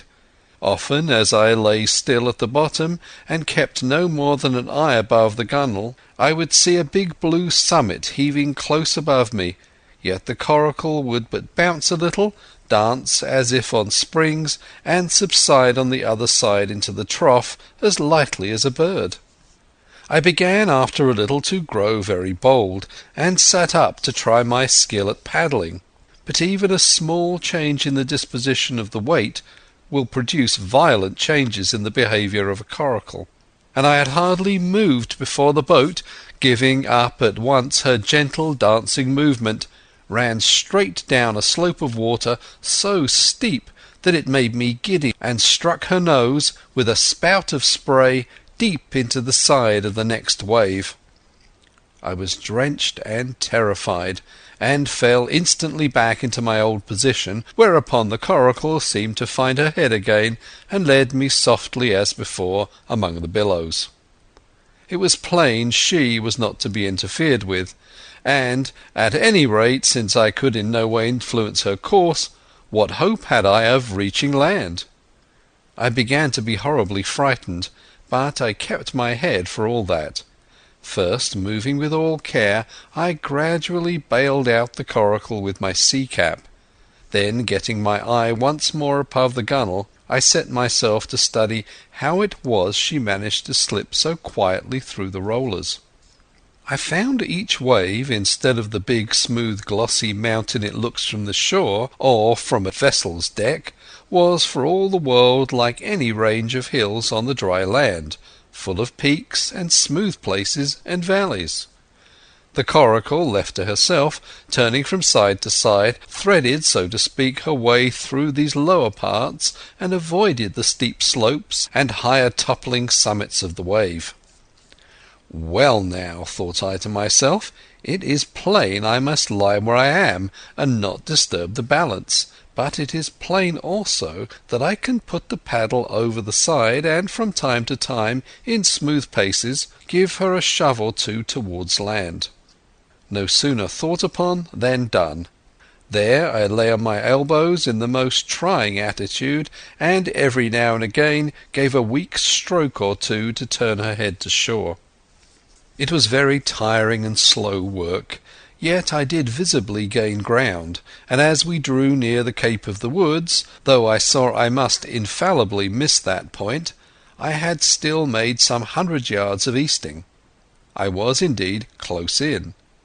I could see the cool green tree-tops swaying together in the breeze, and I felt sure I should make the next promontory without fail. It was high time, for I now began to be tortured with thirst. The glow of the sun from above, its thousand-fold reflection from the waves, the sea-water that fell and dried upon me, caking my very lips with salt, combined to make my throat burn and my brain ache. The sight of the trees so near at hand had almost made me sick with longing, but the current had soon carried me past the point, and as the next reach of sea opened out, I beheld a sight that changed the nature of my thoughts. Right in front of me, not half a mile away, I beheld the Hispaniola under sail. I made sure, of course, that I should be taken, but I was so distressed for want of water that I scarcely knew whether to be glad or sorry at the thought, and long before I had come to the conclusion, surprise had taken possession of my mind, and I could do nothing but stare and wonder. The Hispaniola was under her mainsail and 2 jibs, and the beautiful white canvas shone in the sun like snow or silver. When I first sighted her, all her sails were drawing. She was laying a course about northwest, and I presumed the men on board were going round the island on their way back to the anchorage. Presently she began to fetch more and more to the westward, so that I thought they had sighted me and were going about in chase. At last, however, she fell right into the wind's eye, was taken dead aback, and stood there a while helpless, with her sails shivering. "Clumsy fellows," said I. "They must be still drunk as owls." And I thought how Captain Smollett would have set them skipping. Meanwhile the schooner gradually fell off, and, filled again upon another tack, sailed swiftly for a minute or so, and brought up once more dead in the wind's eye. Again and again this was repeated. To and fro, up and down, north, south, east and west, the Hispaniola sailed by swoops and dashes, and, at each repetition, ended as she had begun, with idly flapping canvas. It became plain to me that nobody was steering, and if so, where were the men? Either they were dead drunk, or had deserted her, I thought, and perhaps if I could get on board I might return the vessel to her captain.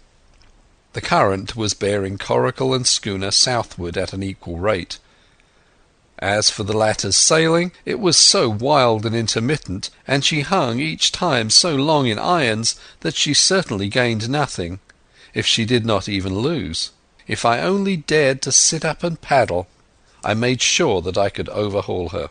The scheme had an air of adventure that inspired me, and the thought of the water breaker beside the fore companion doubled my growing courage. Up I got, was welcomed almost instantly by another cloud of spray, but this time stuck to my purpose and set myself with all my strength and caution to paddle after the unsteered Hispaniola. Once I shipped a sea so heavy that I had to stop and bail, with my heart fluttering like a bird, but gradually I got into the way of the thing, and guided my coracle among the waves, with only now and then a blow upon her bows and a dash of foam in my face. I was now gaining rapidly on the schooner. I could see the brass glisten on the tiller as it banged about, and still no soul appeared upon her decks. I could not choose but suppose she was deserted. If not, the men were lying drunk below, where I might batten them down perhaps, and do what I chose with the ship. For some time she had been doing the worst thing possible for me, standing still. She headed nearly due south, yawing, of course, all the time. Each time she fell off, her sails partly filled, and these brought her in a moment right to the wind again. I have said this was the worst thing possible for me, for helpless as she looked in this situation, with the canvas crackling like cannon and the blocks trundling and banging on the deck, she still continued to run away from me, not only with the speed of the current, but by the whole amount of her leeway, which was naturally great. But now at last I had my chance. The breeze fell for some seconds very low, and the current gradually turning her, the Hispaniola revolved slowly round her centre, and at last presented me her stern, with the cabin window still gaping open, and the lamp over the table still burning on into the day. The mainsail hung drooped like a banner. She was stock still but for the current. For the last little while I had even lost, but now, redoubling my efforts, I began once more to overhaul the chase. I was not 100 yards from her when the wind came again in a clap. She filled on the port tack and was off again, stooping and skimming like a swallow. My first impulse was one of despair, but my second was towards joy. Round she came till she was broadside on to me, round still till she had covered a half, and then 2/3, and then 3/4 of the distance that separated us. I could see the waves boiling white under her forefoot. Immensely tall she looked to me from my low station in the coracle. And then, of a sudden, I began to comprehend. I had scarce time to think, scarce time to act and save myself. I was on the summit of one swell when the schooner came swooping over the next. The bowsprit was over my head. I sprang on my feet and leapt, stamping the coracle under water. With one hand I caught the jibboom, while my foot was lodged between the stay and the brace, and as I still clung there panting, a dull blow told me that the schooner had charged down upon and struck the coracle, and that I was left without retreat on the Hispaniola. End of Chapter 24. Chapter 25. I strike the Jolly Roger. I had scarce gained a position on the bowsprit when the flying jib flapped and filled on the other tack with a report like a gun.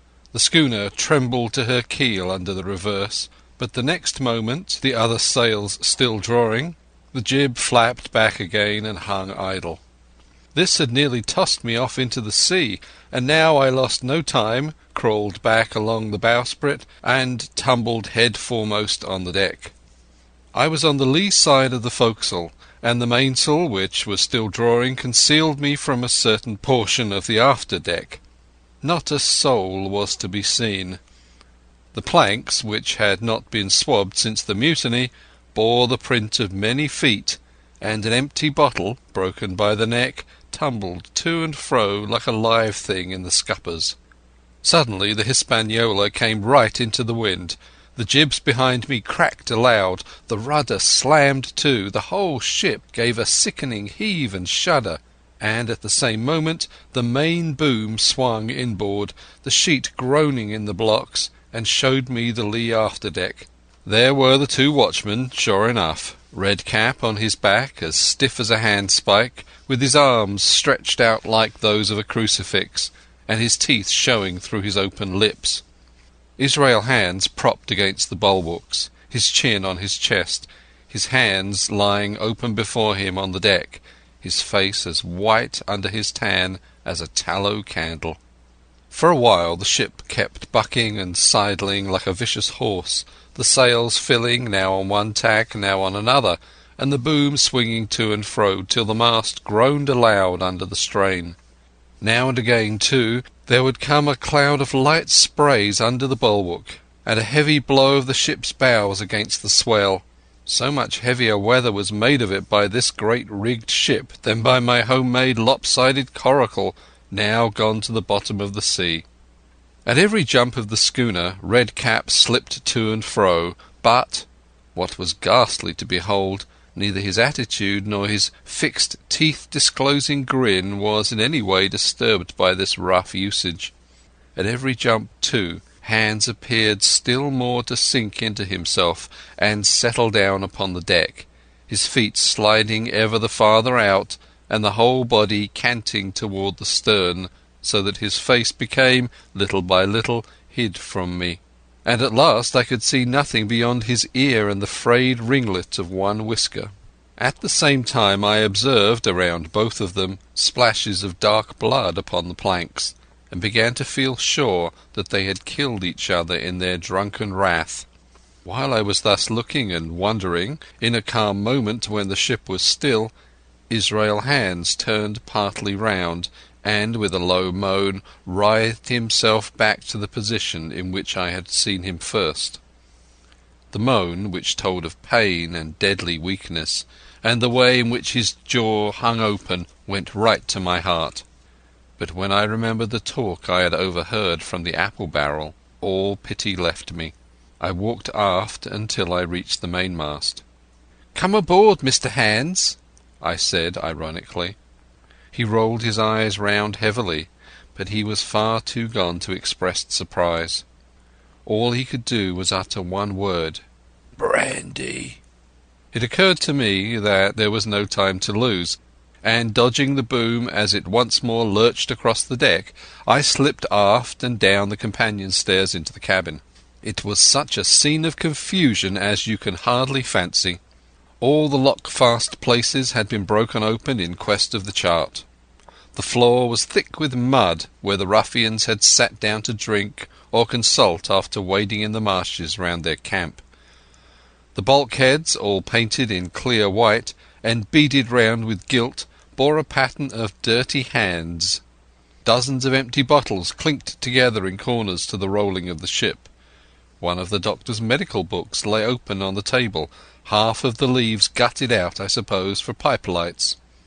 In the midst of all this the lamp still cast a smoky glow, obscure and brown as umber. I went into the cellar. All the barrels were gone, and of the bottles a most surprising number had been drunk out and thrown away. Certainly since the mutiny began, not a man of them could ever have been sober. Foraging about, I found a bottle with some brandy left, for Hands, and for myself I routed out some biscuit, some pickled fruits, a great bunch of raisins, and a piece of cheese. With these I came on deck, put down my own stock behind the rudder-head, and, well out of the coxswain's reach, went forward to the water-breaker and had a good deep drink of water, and then, not until then, gave Hans the brandy. He must have drunk a gill before he took the bottle from his mouth. "Aye," said he, "by thunder, but I wanted some of that." And he sat down already in my corner and began to eat. "Much hurt?" I asked him. He grunted, or rather, I might say he barked. "If that doctor was aboard," he said, "I'd be right enough in a couple of turns, but I don't have no manner of luck, you see. That's what's the matter with me. And for that swab, he's good and dead, he is," he added, indicating the man with the red cap. "He weren't no seaman anyhow. And where mought you have come from?" "Well," said I have come aboard to take possession of this ship, Mr. Hans, and you'll please regard me as your captain until further notice." He looked at me sourly enough, but said nothing. Some of the colour had come back into his cheeks, though he still looked very sick, and still continued to slip out and settle down as the ship banged about.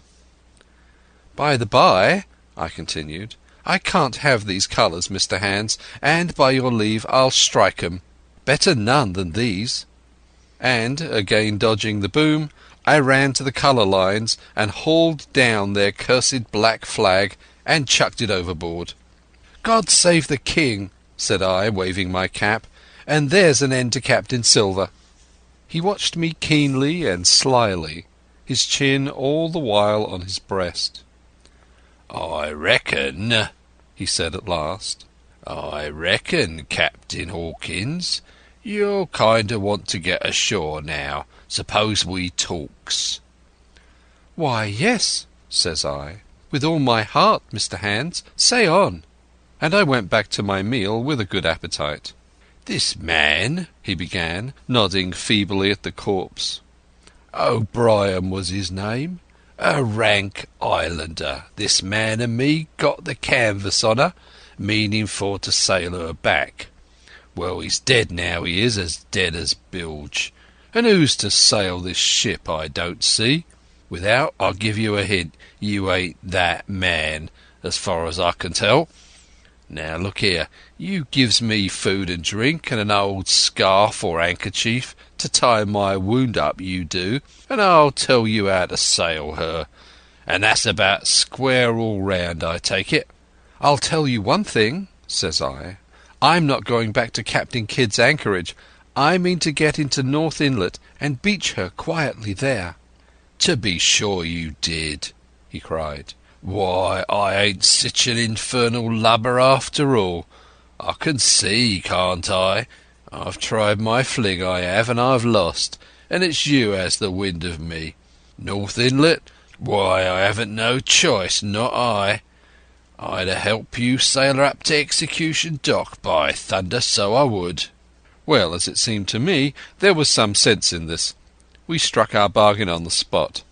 In 3 minutes I had the Hispaniola sailing easily before the wind along the coast of Treasure Island, with good hopes of turning the northern point ere noon, and beating down again as far as North Inlet before high water, when we might beach her safely and wait until the subsiding tide permitted us to land. Then I lashed the tiller and went below to my own chest, where I got a soft silk handkerchief of my mother's. With this, and with my aid, Hans bound up the great bleeding stab he had received in the thigh, and after he had eaten a little and had a swallow or two more of the brandy, he began to pick up visibly, sat straighter up, spoke louder and clearer, and looked in every way another man. The breeze served us admirably. We skimmed before it like a bird, the coast of the island flashing by, and the view changing every minute. Soon we were past the highlands and bowling beside low sandy country, sparsely dotted with dwarf pines, and soon we were beyond that again, and had turned the corner of the rocky hill that ends the island on the north. I was greatly elated with my new command, and pleased with the bright sunshiny weather, and these different prospects of the coast. I now had plenty of water and good things to eat, and my conscience, which had smitten me hard for my desertion, was quieted by the great conquest I had made. I should, I think, have had nothing left me to desire but for the eyes of the coxswain as they followed me derisively about the deck, and the odd smile that appeared continually on his face. It was a smile that had in it something both of pain and weakness, a haggard old man's smile, but there was, besides that, a grain of derision, a shadow of treachery in his expression as he craftily watched and watched and watched me at my work. End of Chapter 25. Chapter 26. Israel Hands. The wind, serving us to a desire, now hauled into the west. We could run so much easier from the northeast corner of the island to the mouth of the north inlet. Only, as we had no power to anchor, and dared not beach her until the tide had flowed a good deal farther, time hung on our hands. The coxswain told me how to lay the ship to. After a good many trials I succeeded, and we both sat in silence over another meal. "Captain," said he at length, with that same uncomfortable smile, "here's my old shipmate O'Brien. Suppose you was to heave him overboard. I ain't particular as a rule, and I don't take no blame for settling his hash, but I don't reckon him ornamental now, do you?" "I'm not strong enough, and I don't like the job, and there he lies for me," said I. "Here's an unlucky ship, the Hispaniola, Jim," he went on, blinking. "There's a power of men been killed on this Hispaniola, a sight of poor seamen dead and gone since you and me took this ship to Bristol. I never seen such dirty luck, not I. There was this here O'Brien now, he's dead, ain't he? Well, now, I'm no scholar, and you're a lad as can read and figure. And to put it straight, do you take it as a dead man is dead for good, or do he come alive again?" "You can kill the body, Mr. Hands, but not the spirit. You must know that already," I replied. "O'Brien there is in another world, and may be watching us." "Ah," says he. "Well, that's unfortunate. Appears as if killing parties was a waste of time. Howsomever, spirits don't reckon for much by what I've seen. I'll chance it with the spirits, Jim. And now you spoke up free, and I'll take it kind if you'll step down into that there cabin and get me shiver my timbers, I can't hit the name on't. Well, you can get me a bottle of wine, Jim. This here brandy's too strong for my head." Now the coxswain's hesitation seemed to be unnatural, and as for the notion of his preferring wine to brandy, I entirely disbelieved it. The whole story was a pretext. He wanted me to leave the deck. So much was plain, but with what purpose I could in no way imagine. His eyes never met mine. They kept wandering to and fro, up and down, now with a look to the sky, now with a flitting glance upon the dead O'Brien. All the time he kept smiling and putting his tongue out in a most guilty, embarrassed manner, so that a child could have told that he was bent on some deception. I was prompt with my answer, however, for I saw where my advantage lay, and that with a fellow so densely stupid I could easily conceal my suspicions to the end. "Some wine?" I said. "Far better. Will you have white or red?" "Well, I reckon it's about the blessed same to me, shipmate," he replied. "So it's strong, and plenty of it. What's the odds?" "All right," I answered. "I'll bring you port, Mr. Hands, but I'll have to dig for it." And with that I scuttled down the companion with all the noise I could, slipped off my shoes, ran quietly along the sparred gallery, mounted the forecastle ladder, and popped my head out of the fore companion. I knew he would not expect to see me there, yet I took every precaution possible, and certainly the worst of my suspicions proved too true. He had risen from his position to his hands and knees, and though his leg obviously hurt him pretty sharply when he moved, for I could hear him stifle a groan, yet it was at a good rattling rate that he trailed himself across the deck. In half a minute he had reached the port scuppers and picked up a coil of rope with a long knife, or rather a short dirk, discoloured to the hilt with blood. He looked upon it for a moment, thrusting forth his under jaw, tried the point upon his hand, and then hastily concealing it in the bosom of his jacket, trundled back again into his old place against the bulwark. This was all that I required to know. Israel could move about. He was now armed, and if he had been at so much trouble to get rid of me, it was plain that I was meant to be the victim. What would he do afterward? Whether he would try to crawl right across the island from North Inlet to the camp among the swamps, or whether he would fire Long Tom, trusting that his own comrades might first come to help him, was of course more than I could say. Yet I felt sure that I could trust him in one point, since in that our interests jumped together, and that was the disposition of the schooner. We both desired to have her stranded safe enough in a sheltered place, so that when the time came she could be got off again with as little labour and danger as might be, and until that was done I considered that my life would certainly be spared. While I was thus turning the business over in my mind, I had not been idle with my body. I had stolen back to the cabin, slipped once more into my shoes, and laid my hand at random on a bottle of wine, and now, with this for an excuse, I made my reappearance on the deck. Hans lay as I had left him, all fallen together in a bundle, and with his eyelids lowered, as though he were too weak to bear the light. He looked up, however, at my coming, knocked the neck off the bottle like a man who had done the same thing often, and took a good swig, with his favourite toast of "Here's luck." Then he lay quiet for a little, and then, pulling out a stick of tobacco, begged me to cut him a quid. "Cut me a junk of that," says he, "for I haven't no knife, and hardly the strength enough, so be as I had. Ah, Jim, I reckon I've missed stays.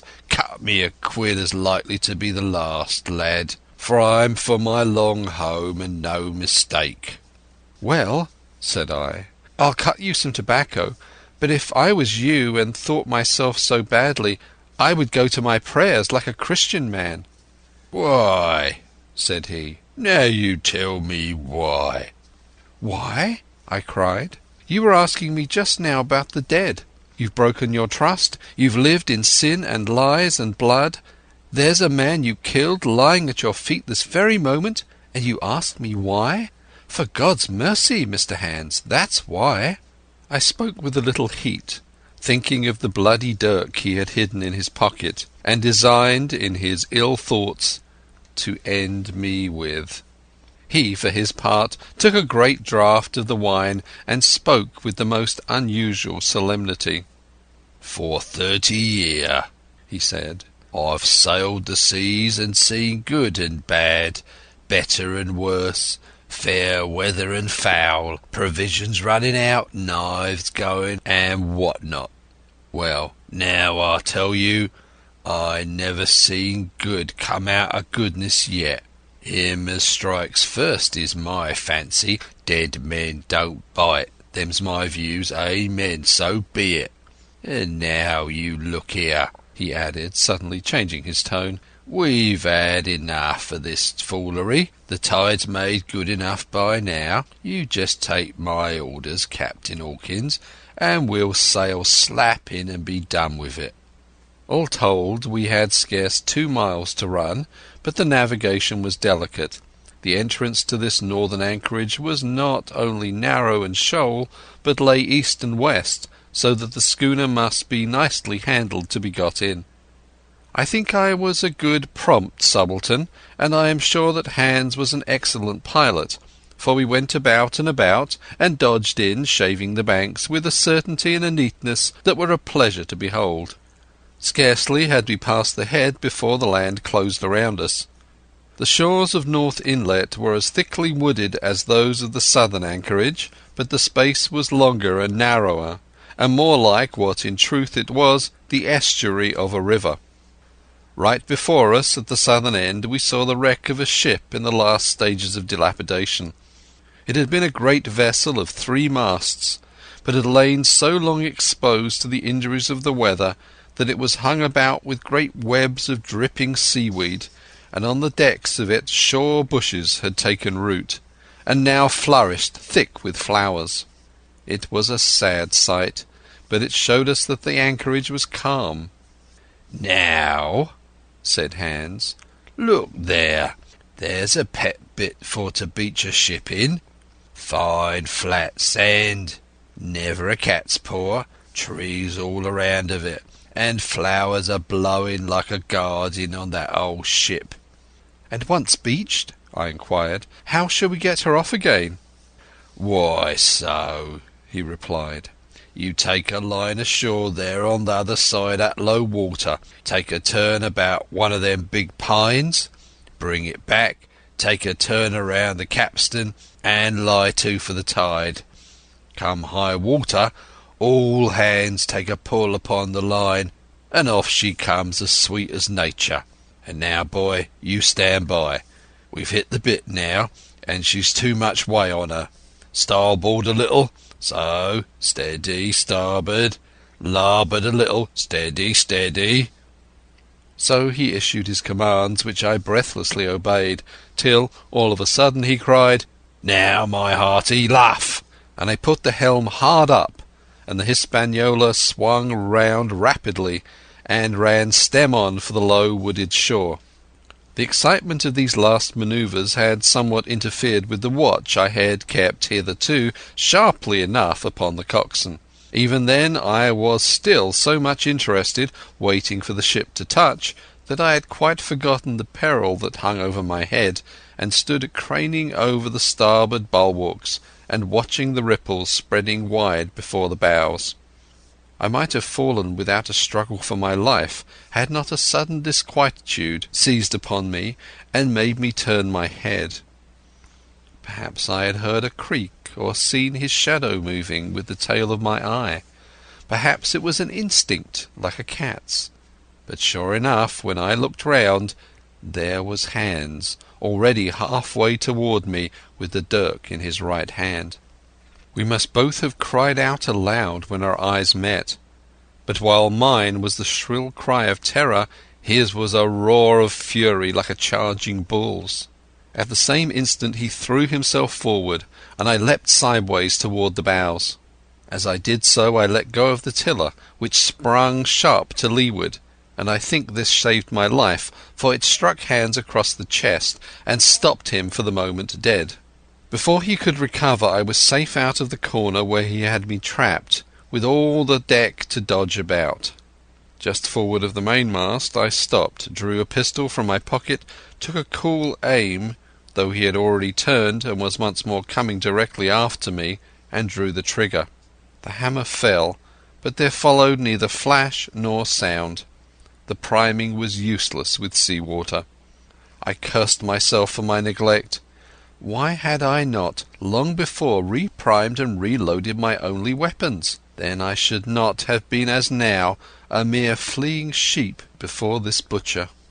Wounded as he was, it was wonderful how fast he could move, his grizzled hair tumbling over his face, and his face itself as red as a red ensign with his haste and fury.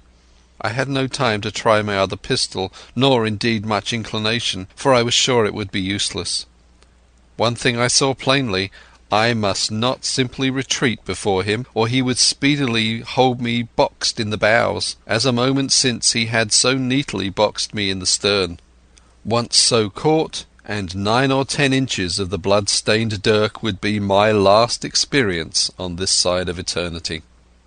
I placed my palms against the mainmast, which was of a goodish bigness, and waited every nerve upon the stretch.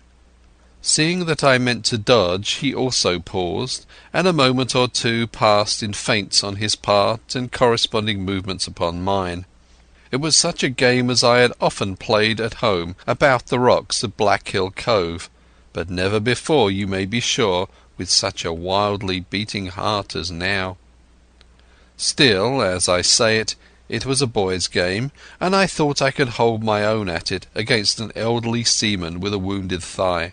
Indeed, my courage had begun to rise so high that I allowed myself a few darting thoughts on what would be the end of the affair, and while I saw certainly that I could spin it out for long, I saw no hope in any ultimate escape. Well, while things stood thus, suddenly the Hispaniola struck, staggered, ground for an instant in the sand, and then, swift as a blow, canted over to the port side, till the deck stood at an angle of 45 degrees, and about a puncheon of water splashed into the scupper holes and lay in a pool between the deck and the bulwark. We were both of us capsized in a second, and both of us rolled almost together into the scuppers, the dead red cap with his arms still spread out, tumbling stiffly after us. So near were we indeed that my head came against the coxswain's foot with a crack that made my teeth rattle. Blow and all, I was the first afoot again, for hands had got involved with the dead body. The sudden canting of the ship had made the deck no place for running on. I had found some new way of escape, and that upon the instant, for my foe was almost touching me. Quick as thought, I sprang into the mizzen shrouds, rattled up hand over hand, and did not draw a breath till I was seated on the cross trees. I had been saved by being prompt. The dirk had struck not half a foot below me as I pursued my upward flight, and there stood Israel Hands with his mouth open and his face upturned to mine, a perfect statue of surprise and disappointment. Now that I had a moment to myself, I lost no time in changing the priming of my pistol, and then, having one ready for service, and to make assurance doubly sure, I proceeded to draw the load of the other and recharge it afresh from the beginning. My new employment struck Hands all of a heap. He began to see the dice going against him, and after an obvious hesitation, he also hauled himself heavily into the shrouds, and, with the dirk in his teeth, began slowly and painfully to mount. It cost him no end of time and groans to haul his wounded leg behind him, and I had quietly finished my arrangements before he was much more than a third of the way up. Then, with a pistol in either hand, I addressed him. "One more step, Mr. Hands," said I, "and I'll blow your brains out. Dead men don't bite, you know," I added with a chuckle. He stopped instantly. I could see by the workings of his face that he was trying to think, and the process was so slow and laborious that, in my new-found security, I laughed out loud. At last, with a swallow or two, he spoke, his face still wearing the same expression of extreme perplexity. In order to speak he had to take the dagger from his mouth, but in all else he remained unmoved. "Jim," says he, "I reckon we're fouled, you and me, and we'll have to sign articles. I'd have had you but for that there lurch, but I don't have no luck, not I, and I reckon I'll have to strike, which comes hard, you see, for a master mariner to a ship's yunker like you, Jim." I was drinking in his words and smiling away, as conceited as a cock upon a walk, when all in a breath back went his right hand over his shoulder. Something sang like an arrow through the air. I felt a blow and then a sharp pang, and there I was, pinned by the shoulder to the mast. In the horrid pain and surprise of the moment, I scarce can say it was by my own volition, and I am sure it was without a conscious aim. Both of my pistols went off, and both escaped out of my hands. They did not fall alone. With a choked cry, the coxswain loosed his grasp upon the shrouds, and plunged head first into the water. End of chapter 26. Chapter 27. Pieces of 8. Owing to the cant of the vessel, the masts hung far out over the water, and from my perch on the cross trees I had nothing below me but the surface of the bay. Hands, who was not so far up, was in consequence nearer to the ship, and fell between me and the bulwarks. He rose once to the surface in a lather of foam and blood, and then sank again for good. As the water settled, I could see him lying huddled together on the clean bright sand in the shadow of the vessel's sides. A fish or two whipped past his body. Sometimes by the quivering of the water he appeared to move a little, as if he were trying to rise, but he was dead enough for all that, being both shot and drowned, and was food for fish in the very place where he had designed my slaughter. I was no sooner certain of this than I began to feel sick, faint, and terrified. The hot blood was running over my back and chest. The dirk, where it had pinned my shoulder to the mast, seemed to burn like a hot iron. Yet it was not so much these real sufferings that distressed me, for these, it seemed to me, I could bear without a murmur. It was the horror that I had upon my mind of falling from the cross-tree into that still green water beside the body of the coxswain. I clung with both hands till my nails ached, and I shut my eyes as if to cover up the peril. Gradually my mind came back again. My pulses quieted down to a more natural time, and I was once more in possession of myself. It was my first thought to pluck forth the dirk, but either it struck too hard or my nerve failed me, and I desisted with a violent shudder. Oddly enough, that very shudder did the business. The knife, in fact, had come the nearest in the world to missing me altogether. It held me by a mere pinch of skin, and this the shudder tore away. The blood ran down the faster, to be sure, but I was my own master again, and only tacked to the mast by my coat and shirt. These last I broke through with a sudden jerk, and then regained the deck by the starboard shrouds. For nothing in the world would I have again ventured, shaken as I was, upon the overhanging port shrouds from which Israel had so lately fallen. I went below and did what I could for my wound. It pained me a good deal and still bled freely, but it was neither deep nor dangerous, nor did it greatly gall me when I used my arm. Then I looked around me, and as the ship was now in a sense my own, I began to think of clearing it from its last passenger, the dead man O'Brien. He had pitched, as I have said, against the bulwarks, where he lay like some horrid, ungainly sort of puppet. Life-size indeed, but how different from life's colour or life's comeliness. In that position I could easily have my way with him, and as the habit of tragical adventures had worn off almost all my terror for the dead, I took him by the waist, as if he'd been a sack of bran, and with one good heave tumbled him overboard. He went in with a sounding plunge. The red cap came off and remained floating on the surface, and as soon as the splash subsided I could see him and Israel lying side by side, both wavering with the tremulous movement of the water. O'Brien, though still quite a young man, was very bald. There he lay with that bald head across the knees of the man who had killed him, and the quick fishes steering to and fro over both. I was now alone within the ship. The tide had just turned. The sun was within so few degrees of setting that already the shadows of the pines upon the western shore began to reach right across the anchorage and fall in patterns on the deck. The evening breeze had sprung up, and though it was well warded off by the hill with the two peaks upon the east, the cordage had begun to sing a little softly to itself, and the idle sails to rattle to and fro. I began to see a danger to the ship. The jibs I speedily doused and brought tumbling to the deck, but the mainsail was a harder matter. Of course, when the schooner canted over, the boom had swung outward, and the cap of it and a foot or two of sail hung even under water. I thought this made it still more dangerous, yet the strain was so heavy that I half feared to meddle. At last I got my knife and cut the halyards. The peak dropped instantly, the great belly of loose canvas floated broad upon the water, and since Pull as I liked, I could not budge the downhaul. That was the extent of what I could accomplish. For the rest, the Hispaniola must trust to luck, like myself.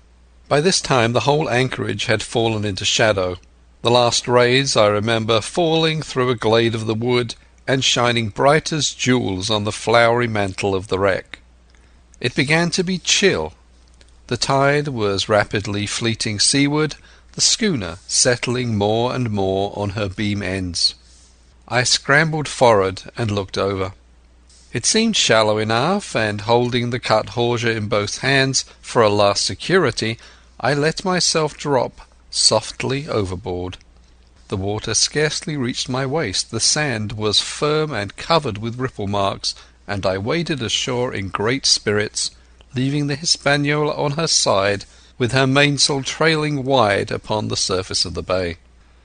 About the same time the sun went fairly down, and the breeze whistled low in the dusk among the tossing pines.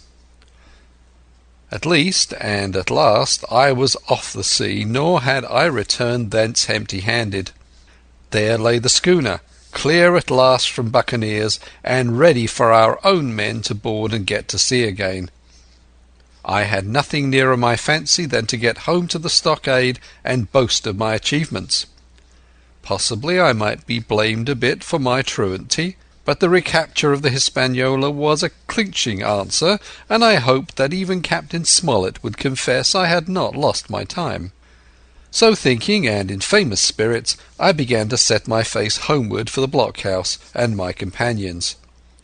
I remembered that the most easterly of the rivers which drain into Captain Kidd's anchorage ran from the two-peaked hill upon my left, and I bent my course in that direction, that I might pass the stream while it was small. The wood was pretty open, and keeping along the lower spurs, I had soon turned the corner of that hill, and not long after waded to the mid-calf across the watercourse. This brought me near to where I had encountered Ben Gunn, the maroon, and I walked more circumspectly, keeping an eye on every side. The dusk had come nigh hand completely, and as I opened out of the cleft between the two peaks, I became aware of a wavering glow against the sky where, as I judged, the man of the island was cooking his supper before a roaring fire. And yet I wondered in my heart that he should show himself so careless, for if I could see this radiance, might it not reach the eye of Silver himself, where he camped upon the shore among the marshes? Gradually the night fell blacker. It was all I could do to guide myself even roughly toward my destination. The double hill behind me and the spyglass on my right hand loomed fainter and fainter. The stars were few and pale, and in the low ground where I wandered I kept tripping among bushes and rolling into sandy pits. Suddenly a kind of brightness fell about me. I looked up. A pale glimmer of moonbeams had alighted on the summit of the spyglass, and soon after I saw something broad and silvery moving low down behind the trees, and knew the moon had risen. With this to help me, I passed rapidly over what remained to me of my journey, and, sometimes walking, sometimes running, impatiently drew near to the stockade. Yet, as I began to thread the grove that lies before it, I was not so thoughtless but that I slacked my pace and went a trifle warily. It would have been a poor end of my adventures to get shot down by my own party in mistake. The moon was climbing higher and higher. Its light began to fall here and there in masses through the more open districts of the wood, and right in front of me a glow of a different colour appeared among the trees. It was red and hot, and now and again it was a little darkened, as it were the embers of a bonfire smouldering. For the life of me I could not think what it might be. At last I came right down upon the borders of the clearing. The western end was already steeped in moonshine. The rest, and the blockhouse itself, still lay in a black shadow, checkered with long silvery streaks of light.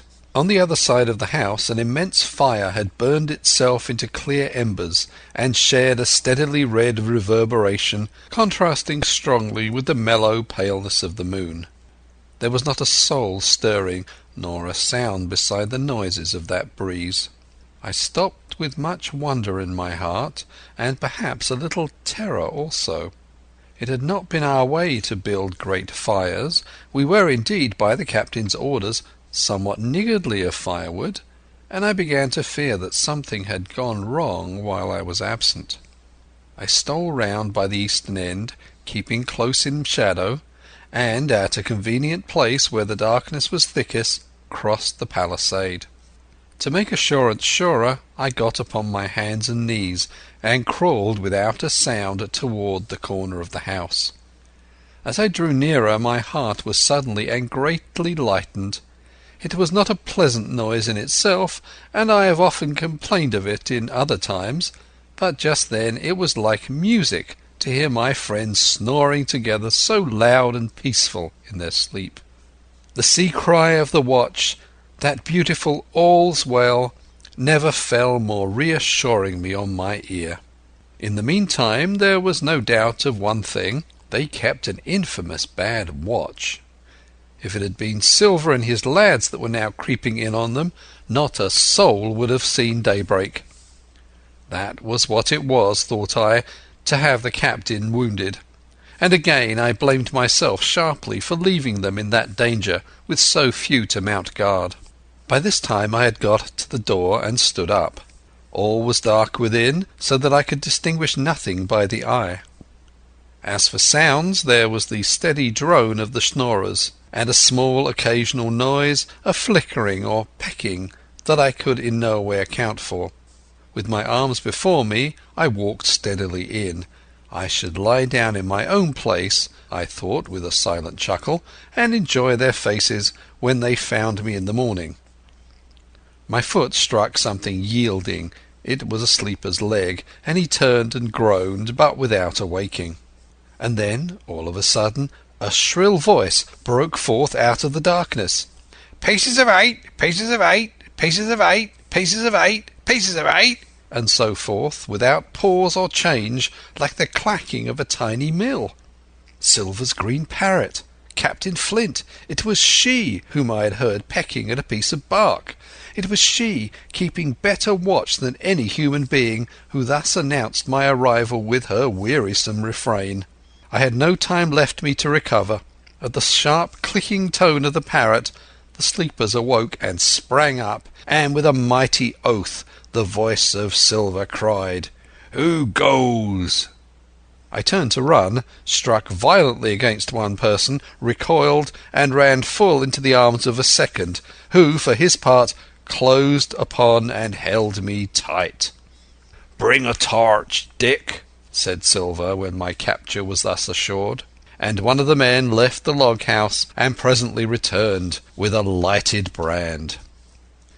End of chapter 27. Part 6. Captain Silver. Chapter 28. In the enemy's camp.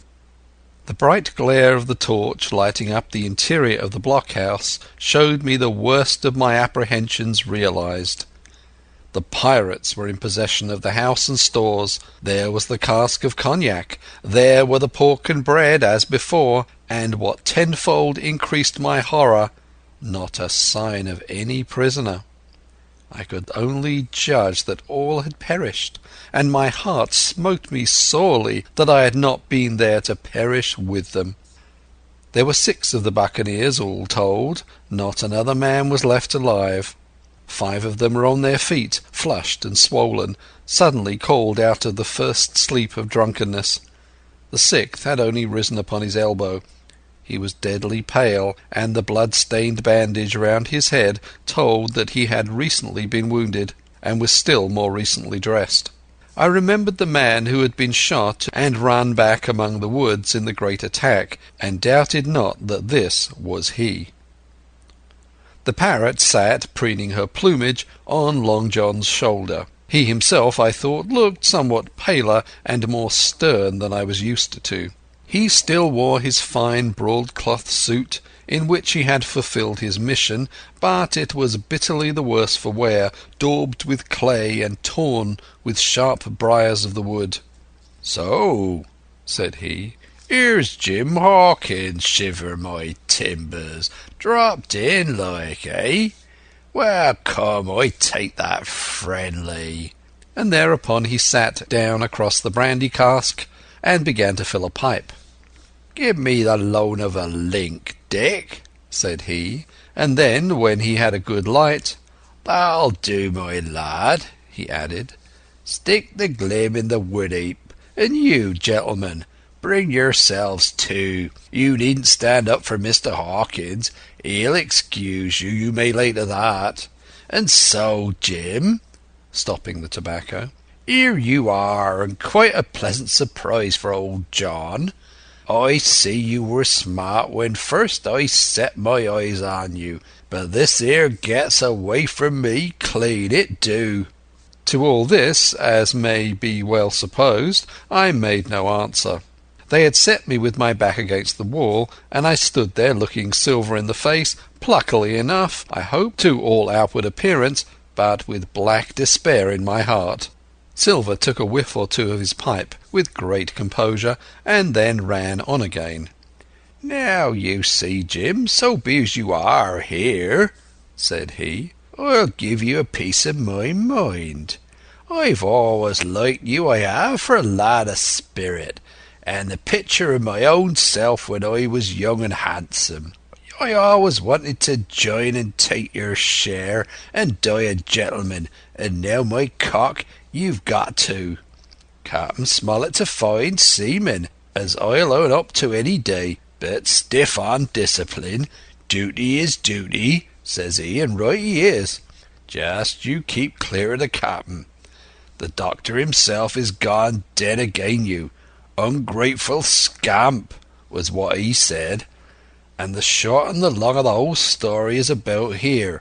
You can't go back to your own lot, for they won't have you. And without you start a third ship's company all by yourself, which might be lonely, you'll have to join with Captain Silver." So far so good. My friends then were still alive, and though I partly believed the truth of Silver's statement that the cabin party were incensed at me for my desertion, I was more relieved than distressed by what I heard. "I don't say nothing as to your being in our hands," continued Silver, "though there you are, and you may lay to it. I'm all for argument. I never seen good come out of threatening. If you like the service, well, you're joined, and if you don't, Jim, why, you're free to answer no. Free and welcome, shipmate, and if fairer can be said by mortal seamen, shiver my sides." "Am I to answer, then?" I asked, with a very tremulous voice. Through all this sneering talk I was made to feel the threat of death that overhung me, and my cheeks burned and my heart beat painfully in my breast. "Lad," said Silver, "no one's a-pressing of you. Take your bearings. None of us won't hurry you, mate. Time goes so pleasant in your company, you see."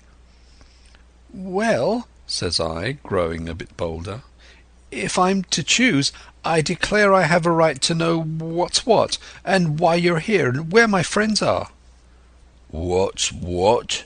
repeated one of the buccaneers in a deep growl. "I'd be a lucky one as knowed that." "You'll perhaps batten down your hatches till you are spoken to, my friend," cried Silver truculently to the speaker. And then, in his first gracious tones, he replied to me. "Yesterday morning, Mr. Hawkins," said he, "in the dog watch, down came Dr. Livesey with a flag of truce. Says he, 'Captain Silver, you're sold out. Ship's gone.' Well, maybe we'd been taking a glass and a song to help it round. I won't say no. Leastways, none of us had looked out. We looked out, and by thunder the old ship was gone. I never seen a pack of fools look fishier, and you may lay to that, if I tells you that I look the fishiest. 'Well,' says the doctor, 'let's bargain. We bargained, him and I, and here we are. Stores, brandy, blockhouse, the firewood you was thoughtful enough to cut, and in a manner of speaking the whole blessed boat from Crosstrees to Keelson. As for them, they've tramped. I don't know where's they are." He drew again quietly at his pipe. "And lest you should take it into that head of yours," he went on, "that you was included in the treaty, here's the last word that was said. 'How many are you,' says I, 'to leave?' 'Four,' says he, 'four, and one of us wounded. As for that boy, I don't know where he is, confound him,' says he, 'nor I don't much care. We're about sick of him,' there was his words." "Is that all?" I asked. "Well, it's all you're to hear, my son," returned Silver. "And now I am to choose?" "And now you are to choose, and you may lay to that," said Silver. "Well," said I am not such a fool, but I know pretty well what I have to look for. Let the worst come to the worst, it's little I care. I've seen too many die since I fell in with you. But there's a thing or two I have to tell you," I said, and by this time I was quite excited. "And the first is this. Here you are in a bad way. Ship lost, treasure lost, men lost, your whole business gone to wreck. And if you want to know who did it, it was I. I was in the apple barrel that night we sighted land, and heard you, John, and you, Dick Johnson, and Hans, who is now at the bottom of the sea, and told every word you said before the hour was out. And as for the schooner, it was I who cut her cable, and it was I who killed the men you had aboard her, and it was I who brought her where you'll never see her more, not one of you. The laugh's on my side. I've had the top of this business from the first. I no more fear you than I fear a fly. Kill me, if you please, or spare me. But one thing I'll say, and no more. If you spare me, bygones are bygones, and when you fellows are in court for piracy, I'll save you all I can. It is for you to choose. Kill another and do yourselves no good, or spare me and keep a witness to save you from the gallows." I stopped now, for I tell you I was out of breath, and to my wonder not a man of them moved, but all sat staring at me like as many sheep. And while they were still staring, I broke out again. "And now, Mr. Silver," I said, "I believe you're the best man here, and if things go to the worst, I'll take it kind of you to let the doctor know the way I took it."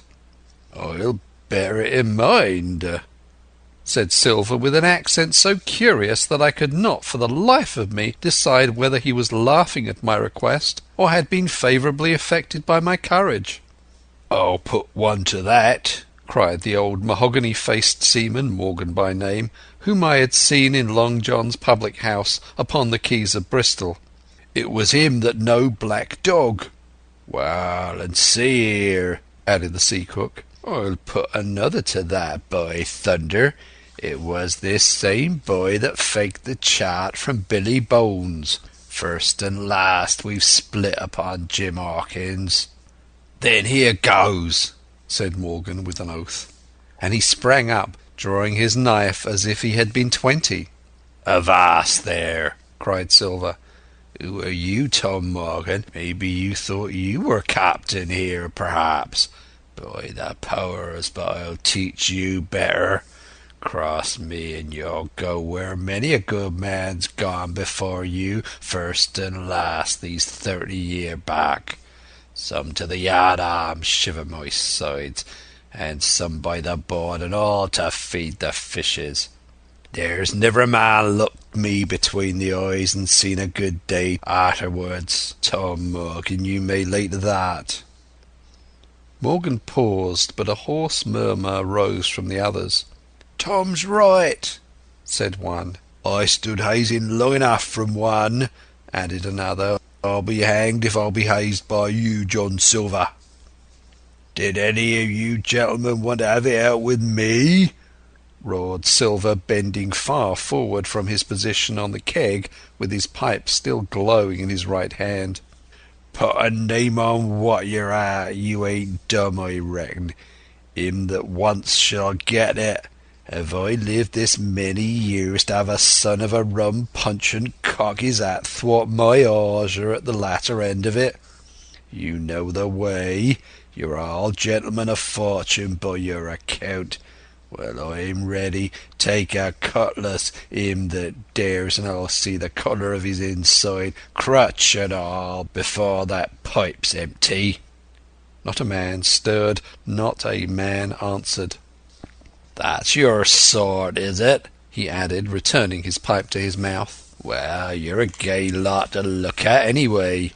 Not worth much in a fight, you ain't.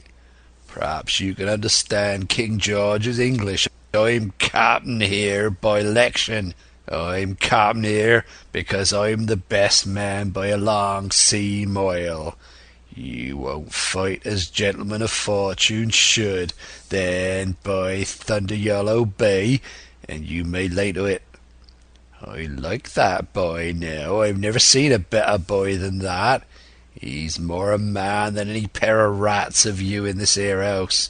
And what I say is this: let me see him that'll lay a hand on him.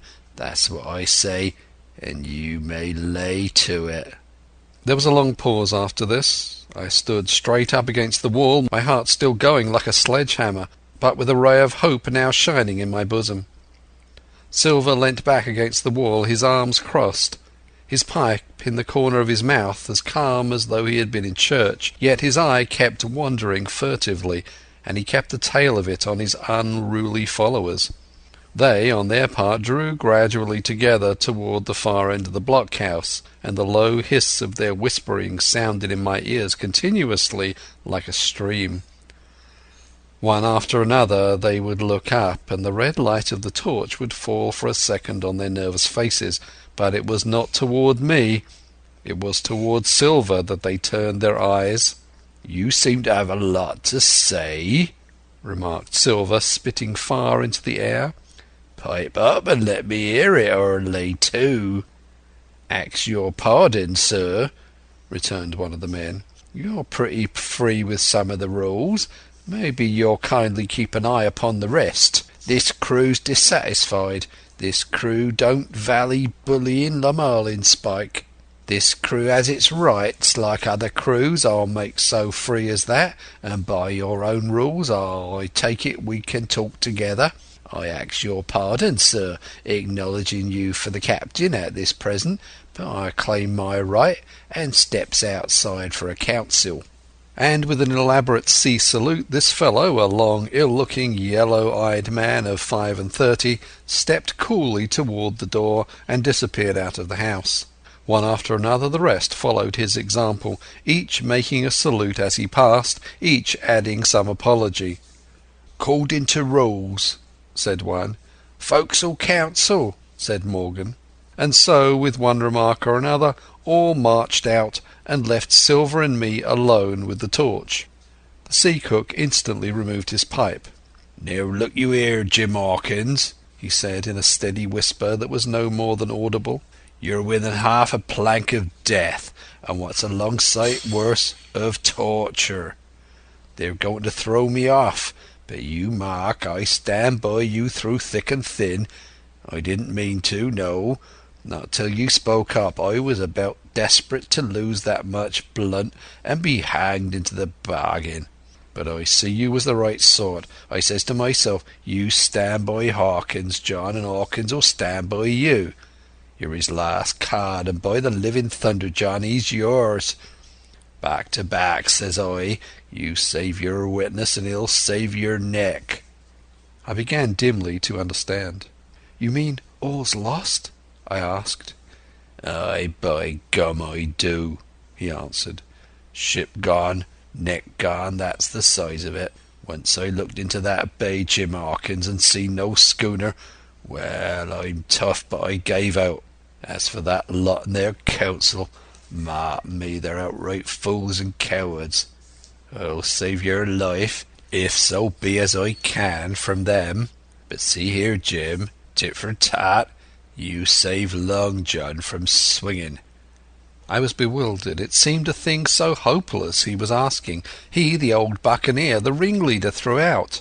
"What I can do, that I'll do." I said. "It's a bargain," cried Long John. "You speak up plucky, and by thunder I've a chance." He hobbled to the torch where it stood propped among the firewood, and took a fresh light to his pipe. "Understand me, Jim," he said, returning. "I've head on my shoulders, I have. I'm on Squire's side now. I know you've got that ship safe somewheres. How you done it I don't know, but safe it is. I guess Hans and O'Brien turned soft. I never much believed in neither of them.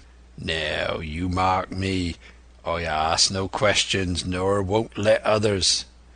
I know when a game's up, I do, and I know a lad that's staunch. Ah, you that's young, you and me might have done a power of good together." He drew some cognac from the cask into a tin cannikin. "Will you taste, messmate?" he asked, and when I had refused, "Well, I'd take a drain myself, Jim," said he. "I need a corker, for there's trouble on hand." And then, "And talking of trouble, why did that doctor give me the chart, Jim?" My face expressed a wonder so unaffected that he saw the needlessness of further questions. "Ah, well, he did, though," said he. "And there's something under that, no doubt. Something surely under that, Jim, bad or good." And he took another swallow of the brandy, shaking his great fair head like a man who looks forward to the worst. End of Chapter 28. Chapter 29. The Black Spot Again. The council of the buccaneers had lasted some time, when one of them re-entered the house, and with a repetition of the same salute, which had in my eyes an ironical air, begged for a moment's loan of the torch. Silver briefly agreed, and this emissary retired again, leaving us together in the dark. "There's a breeze coming, Jim," said Silver, who had by this time adopted quite a friendly and familiar tone. I turned to the loophole nearest me and looked out. The embers of the great fire had so far burned themselves out, and now glowed so low and duskily that I understood why these conspirators desired a torch. About halfway down the slope to the stockade they were collected in a group. One held the light, another was on his knees in their midst, and I saw the blade of an open knife shine in his hand with varying colours in the moon and torchlight. The rest were all somewhat stooping, as though watching the manoeuvres of this last. I could just make out that he had a book as well as a knife in his hand, and was still wondering how anything so incongruous had come in their possession, when the kneeling figure rose once more to his feet, and the whole party began to move together toward the house. "Here they come," said I, and returned to my former position, for it seemed beneath my dignity that they should find me watching them. "Well, let 'em come, lad, let 'em come," said Silver cheerily. "I've still a shot in my locker." The door opened, and the 5 men, standing huddled together just inside, pushed one of their number forward. In any other circumstances it would have been comical to see his slow advance, hesitating as he set down each foot, but holding his closed right hand in front of him. "Step up, lad," cried Silver. "I won't eat you. Hand it over, lubber. I know the rules too. I won't hurt a deputation." Thus encouraged, the buccaneer stepped forth more briskly, and having passed something to Silver from hand to hand, slipped yet more smartly back again to his companions. The sea cook looked at what had been given him. "The Black Spot, I thought so," he observed. "Where might you have got the paper? Why, hello, look here now, ain't this lucky? You've gone and cut this out of a Bible. What fool's cut a Bible?"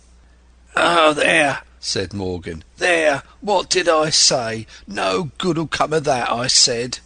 "Well, you've about fixed it now among you," continued Silver. "You'll all swing now, I reckon. What soft-headed lubber had a Bible?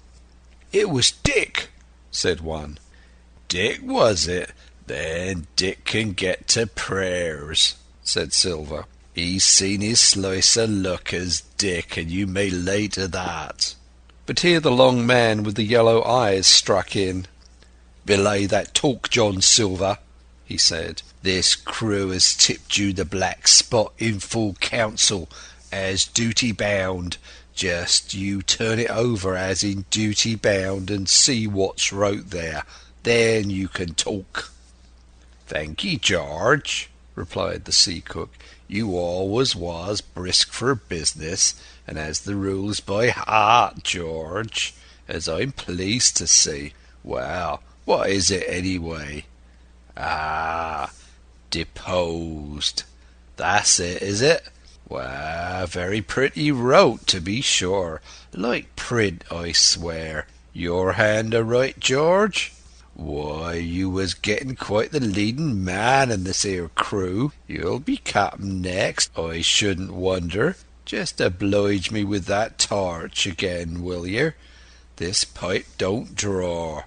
Come now, said George. You don't fool this crew no more. You're a funny man by your account, but you're over now, and you'll maybe step down off that barrel and help vote. I thought you said you knowed the rules, returned Silver contemptuously. Leastwise, if you don't, I do, and I wait here, and I'm still your captain, mind, till you outs with your grievances and I reply. In the meantime, your black spot ain't worth a biscuit. After that, we'll see. Oh, replied George, you don't be under no kind of apprehension. We're all square, we are. First, you've made a hash of this cruise. You'll be a bold man to say no to that. Second, you let the enemy out of this here trap for nothing. Why did they want out? I dunno, but it's pretty plain they wanted it. Third, you wouldn't let us go at them upon the march. Ah, we see through you, John Silver. You want to play booty. That's what's wrong with you. And then, fourth, there's this here boy. Is that all? Asked Silver quietly. Enough, too, retorted George. We'll all swing and sun dry for your bungling. Well, now, look here, I'll answer these 4 points. One after another I'll answer 'em. I made a hash of this cruise, did I? Well, now, you all know what I wanted, and you all know if it had been done that we'd have been aboard the Hispaniola this night as ever was, every man of us alive and fit, and full of good plum duff, and the treasure in the hold of her, by thunder. Well, who crossed me, who forced my hand as was the lawful captain? Who tipped me the black spot the day we landed and began this dance? It's a fine dance. I'm with you there, and it looks mighty like a hornpipe in a rope's end execution dock by London town, it does. But who done it? Why, it was Anderson and Hans and you, George Merry, and you're the last above board of that same meddling crew, and you have the Davy Jones insolence to up and stand for captain over me, you that sunk the lot of us, by the powers. But this top's the stiffest yarn to nothing. Silver paused, and I could see by the faces of George and his late comrades that these words had not been said in vain. That's for number 1, cried the accused, wiping the sweat from his brow, for he had been talking with a vehemence that shook the house. Why, I give you my word I'm sick to speak to you. You've neither sense nor memory, and I leave it to fancy where your mothers was that let you come to sea. See, gentlemen of fortune, I reckon tailors is your trade. Go on, John, said Morgan. Speak up to the others. Ah, the others, returned John. "They're a nice lot, ain't they? You say this cruise is bungled? Ah, by gum, if you could understand how bad it's bungled, you would see. We're that near the gibbet that my neck's stiff with thinking on it. You've seen 'em maybe hanged in chains, birds about 'em, seamen pointing 'em out as they go down with the tide. 'Who's that?' says one. 'Aye, that's John Silver, I knowed him well,' says another. And you can hear the chains a jangle as you go about and reach for the other boy. Now that's about where we are, every mother's son of us, thanks to him and Hans and Anderson and other ruination fools of you. And if you want to know about number 4 and that boy, why, shiver my timbers, isn't he a hostage? Are we going to waste a hostage? No, not us. He might be our last chance, I shouldn't wonder. Kill that boy, not me, mates. And number 3, well, there's a deal to say to number 3. Maybe you don't count it nothing to have a real college doctor come to see you every day. You, John, with your head broke, or you, George, Mary, that had the ague shakes upon you not 6 hours agone, and had your eyes the colour of lemon peels to this same moment on the clock. And maybe, perhaps, you didn't know there was a consort coming either.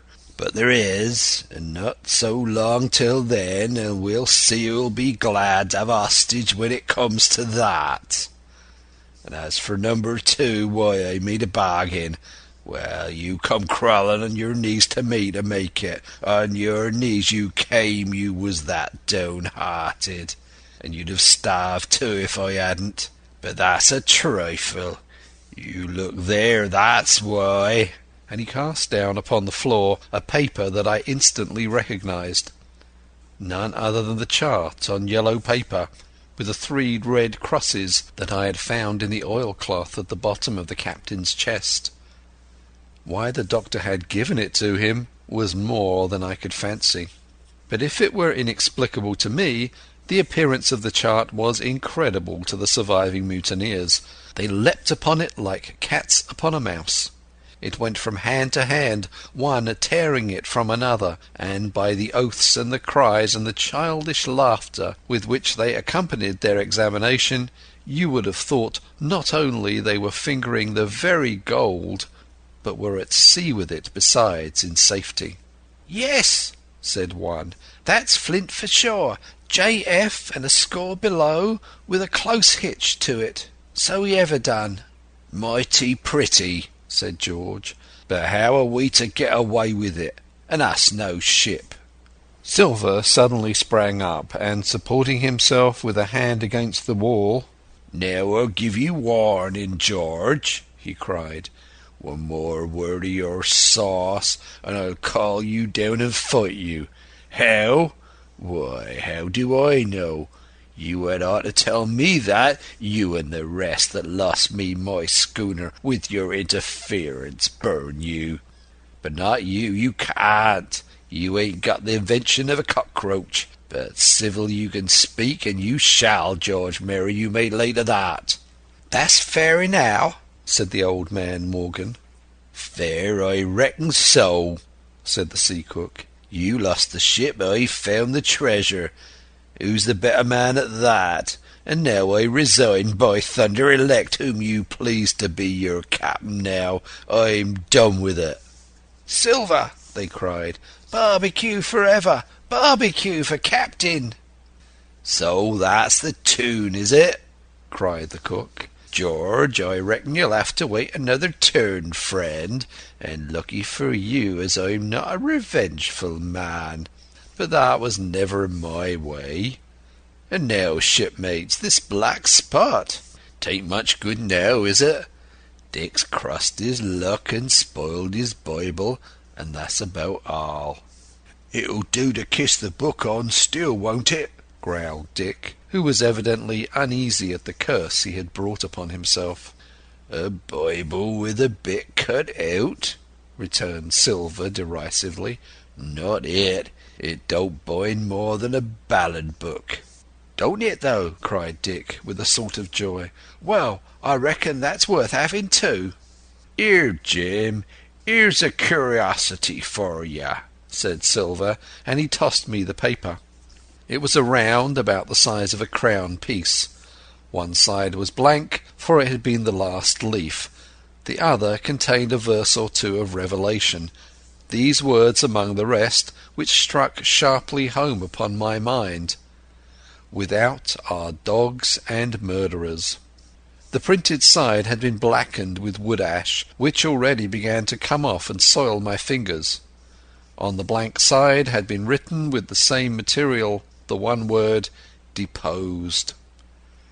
I have that curiosity beside me at this moment, but not a trace of writing now remains beyond a single scratch, such as a man might make with his thumbnail. That was the end of the night's business. Soon after, with a drink all round, we lay down to sleep, and the outside of Silver's vengeance was to put George Merry up for sentinel, and threaten him with death if he should prove unfaithful. It was long ere I could close an eye, and heaven knows I had matter enough for thought in the man whom I had slain that afternoon, in my own most perilous position, and, above all, in the remarkable game that I saw Silver now engaged upon, keeping the mutineers together with one hand, and grasping with the other after every means possible and impossible to make his peace and save his miserable life.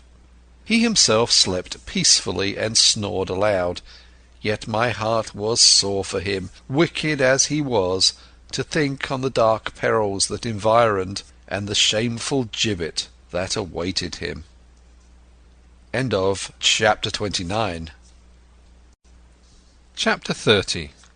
On Parole. I was wakened, indeed we were all wakened, for I could see even the sentinel shake himself together from where he had fallen against the doorpost, by a clear, hearty voice hailing us from the margin of the wood. "Blockhouse ahoy!" it cried. "Here's the doctor." And the doctor it was. Although I was glad to hear the sound, yet my gladness was not without admixture. I remembered with confusion my insubordinate and stealthy conduct, and when I saw where it had brought me, among what companions and surrounded by what dangers, I felt ashamed to look him in the face. He must have risen in the dark, for the day had hardly come, and when I ran to a loophole and looked out, I saw him standing, like Silver once before, up to the mid-leg in creeping vapour. "You, doctor, top of the morning to you, sir," cried Silver, broad awake and beaming with good nature in a moment. "Bright and early, to be sure, and it's the early bird, as the saying goes, that gets the rations. George, shake up your timbers, son, and help Dr. Livesey over the ship's side. All a-doing well, your patients was, all well and merry." So he pattered on, standing on the hilltop, with his crutch under his elbow, and one hand upon the side of the log-house, quite the old John in voice, manner, and expression. "We've quite a surprise for you too, sir," he continued. "We've got a little stranger here, hee, a new boarder and lodger, sir, and looking fit and taut as a fiddle. Slept like a supercargo, we did, right alongside of John. Stem to stem we was all night."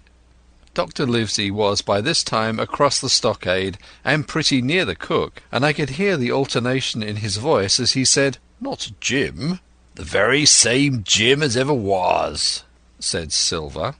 The doctor stopped outright, although he did not speak, and it was some seconds before he seemed able to move on. "Well, well," he said at last. "Duty first and pleasure afterwards, as you might have said yourself, Silver.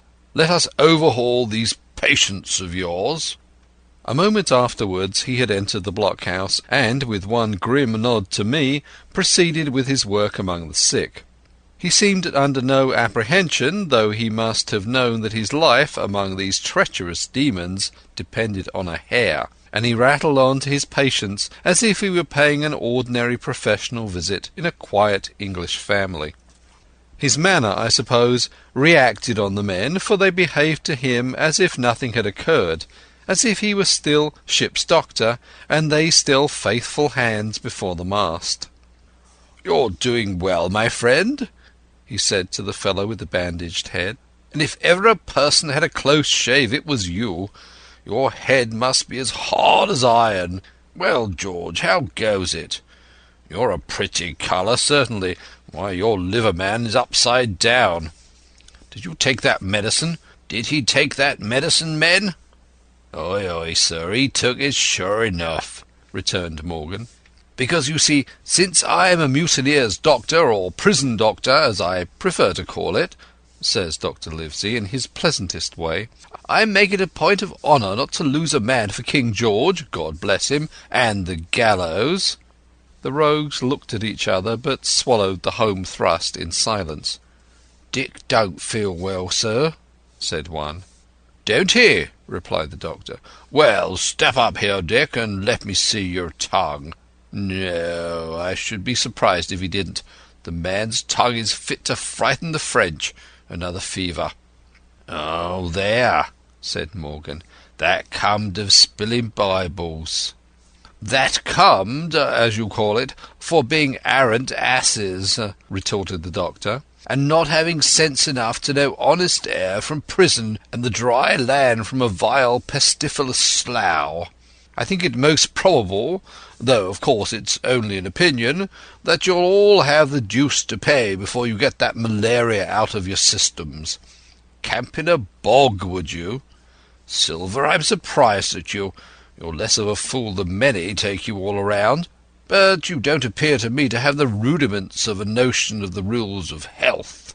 Well," he added, after he had dosed them round, and they had taken his prescriptions, with real laughable humility, more like charity school children than blood-guilty mutineers and pirates, "well, that's done for to-day, and now I should wish to have a talk with that boy, please." And he nodded his head in my direction carelessly. George Merry was at the door, spitting and spluttering over some bad-tasting medicine, but at the first word of the doctor's proposal he swung round with a deep flush and cried, "No!" and swore. Silver struck the barrel with his open hand. "Silence!" he roared, and looked about him positively like a lion.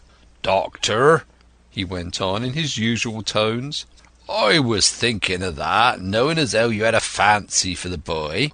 We're all humbly grateful for your kindness, and as you see, puts faith in you and takes the drugs down like that much grog.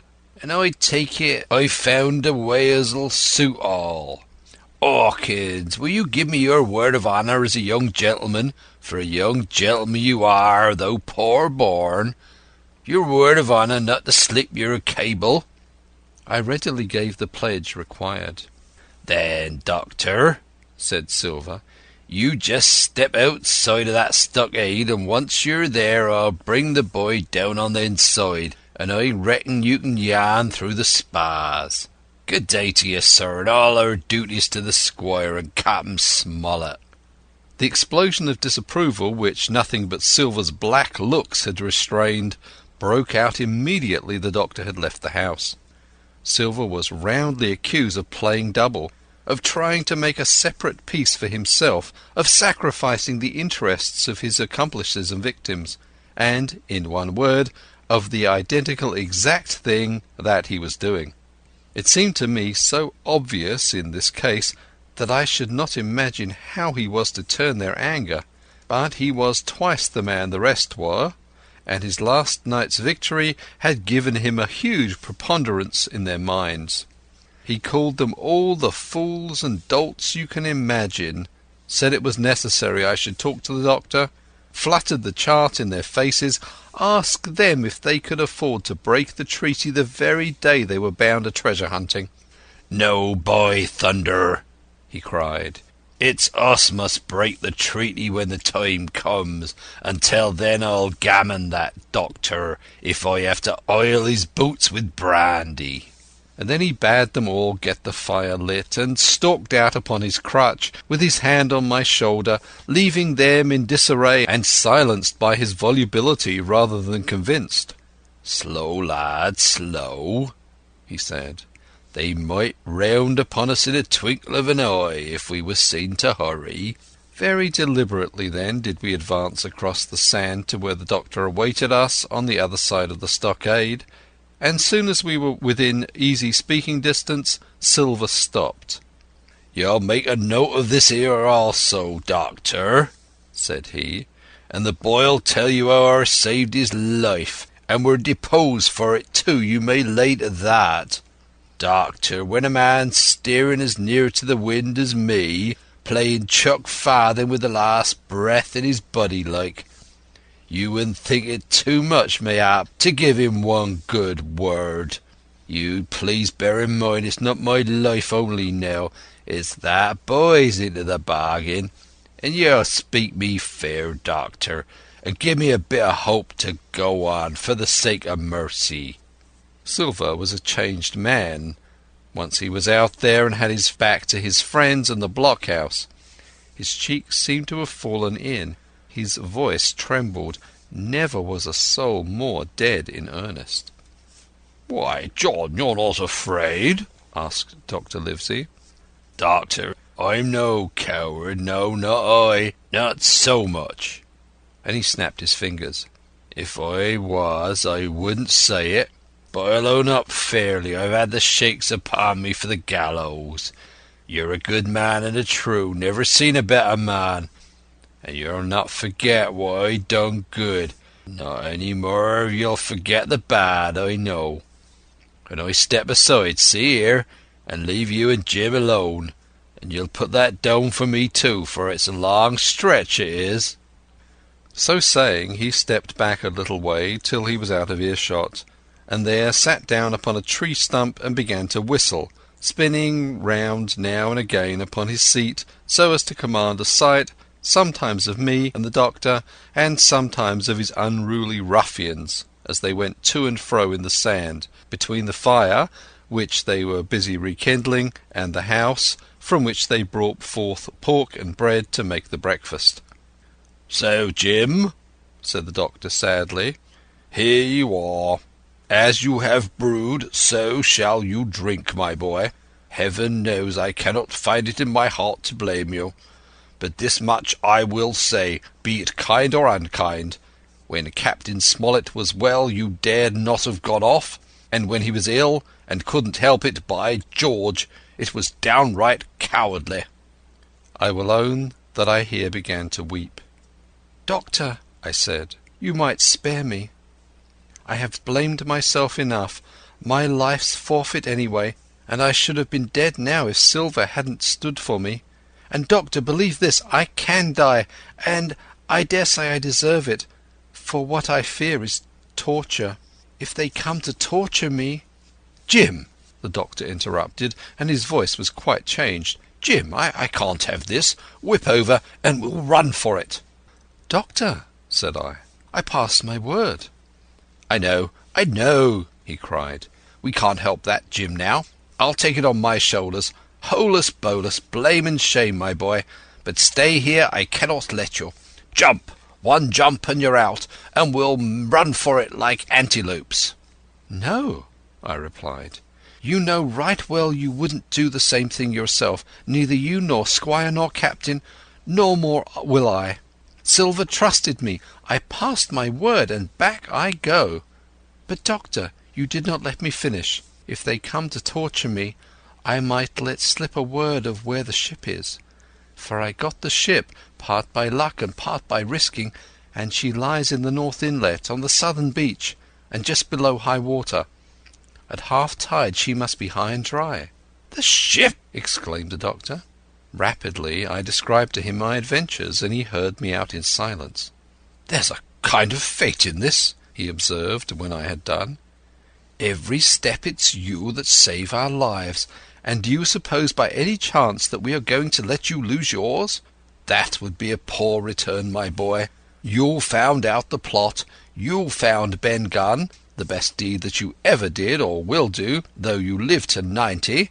Oh, by Jupiter! And talking of Ben Gunn, why, this is the mischief in person. Silver!" he cried. "Silver! I'll give you a piece of advice," he continued as the cook drew nearer again. "Don't you be in any great hurry after that treasure." "Why, sir, I do my possible, which that ain't," said Silver.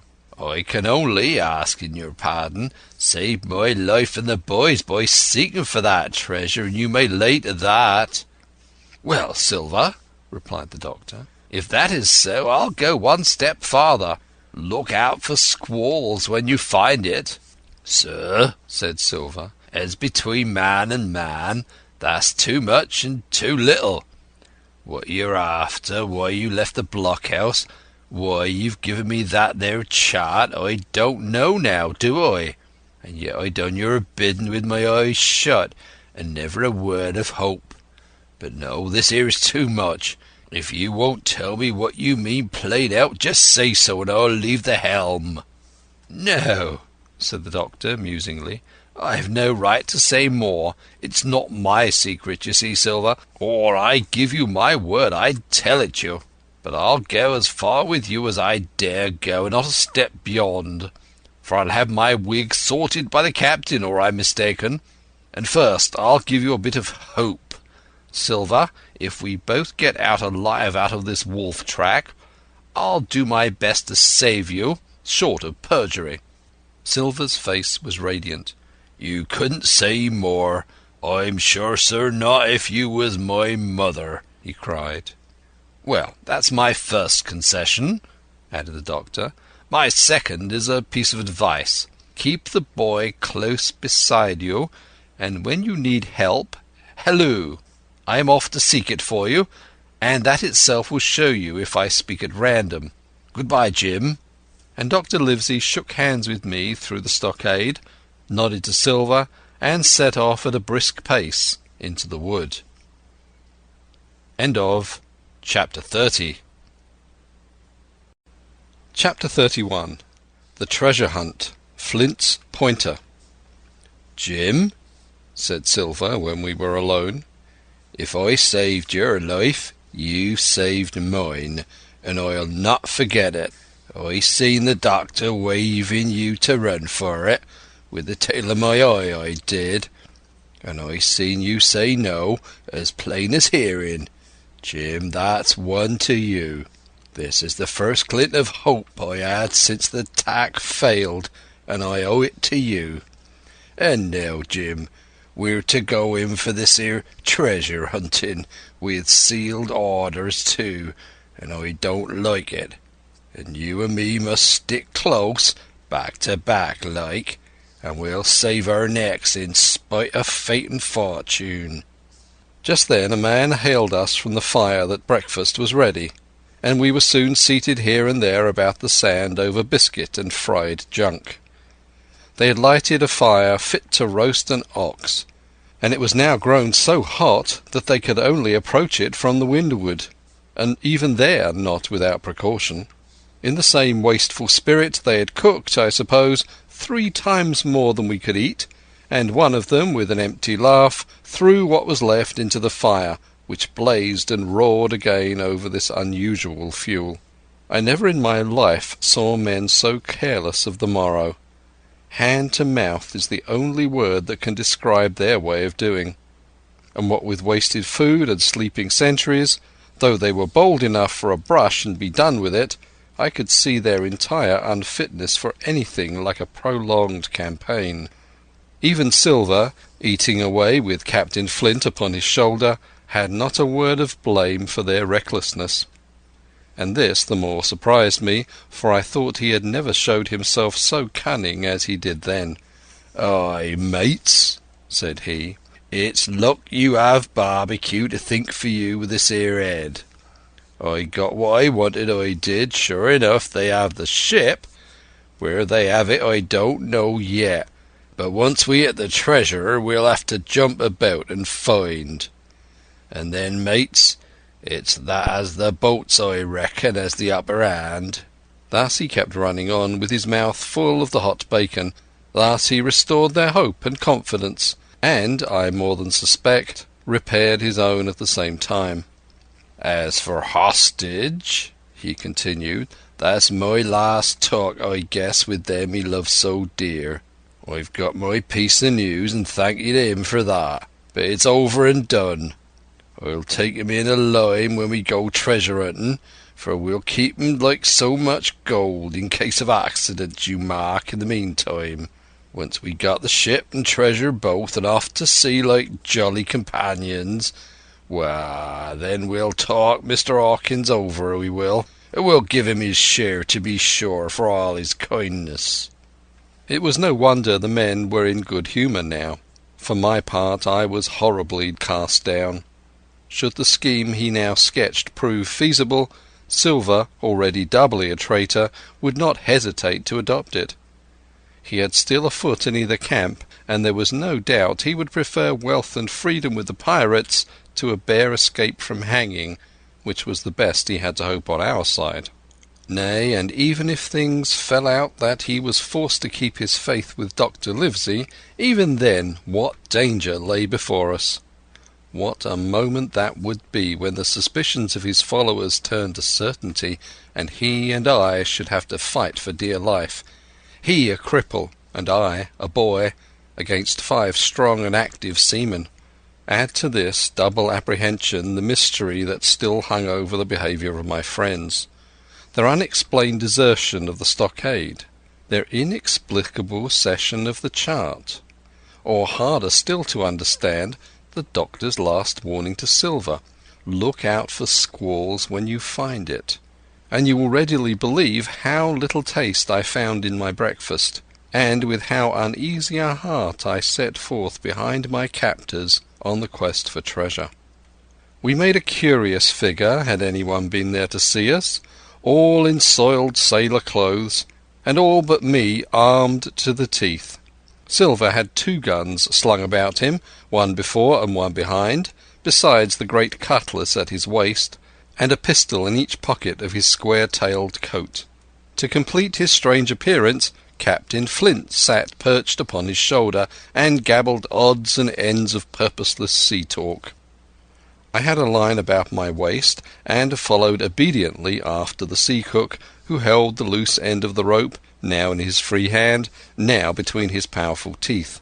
For all the world, I was led like a dancing bear. The other men were variously burdened, some carrying picks and shovels, for that had been the very first necessary they brought ashore from the Hispaniola, others laden with pork, bread and brandy for the midday meal. All the stores, I observed, came from our stock. I could see the truth of Silver's words the night before. Had he not struck a bargain with the doctor, he and his mutineers, deserted by the ship, must have been driven to subsist on clear water and the proceeds of their hunting. Water would have been little to their taste. A sailor is not usually a good shot, and besides all that, when they were so short of eatables, it was not likely they would be very flush of powder.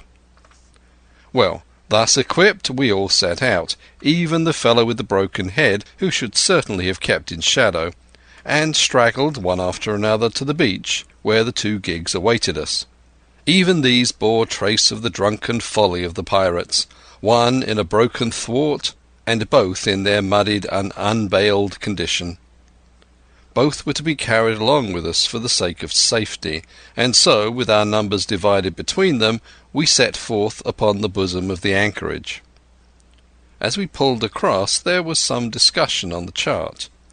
The Red Cross was, of course, far too large to be a guide, and the terms of the note on the back, as you will hear, admitted of some ambiguity.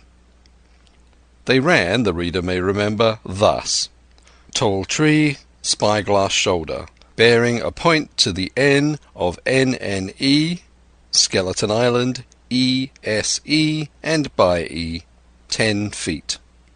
A tall tree was thus the principal mark. Now, right before us, the anchorage was bounded by a plateau from 200 to 300 feet high, adjoining on the north and sloping southern shoulder of the spyglass, and rising again toward the south into the rough, cliffy eminence called the Mizzenmast Hill. The top of the plateau was dotted thickly with pine trees of varying height. Here and there one of a different species rose 40 or 50 feet clear above its neighbours, and which of these was the particular tall tree of Captain Flint could only be decided on the spot and by the readings of the compass. Yet, although that was the case, every man on board the boats had picked a favourite of his own ere we were halfway over, Long John alone shrugging his shoulders and bidding them wait till they were there. We pulled easily by Silver's directions, not to weary the hands prematurely, and after quite a long passage landed at the mouth of the second river, that which runs down a woody cleft of the Spyglass. Thence, bending to our left, we began to ascend the slope towards the plateau. At the very outset, heavy, miry ground and a matted marsh vegetation greatly delayed our progress.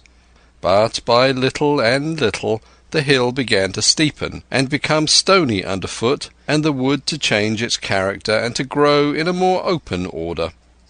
It was indeed a most pleasant portion of the island that we were now approaching. A heavy-scented broom and many flowering shrubs had almost taken the place of grass. Thickets of green nutmeg trees were dotted here and there with the red columns and the broad shadow of the pines, and the first mingled their spice with the aroma of the others. The air, besides, was fresh and stirring, and this, under the sheer sunbeams, was a wonderful refreshment to our senses. The party spread itself abroad in a fan shape, shouting and leaping to and fro.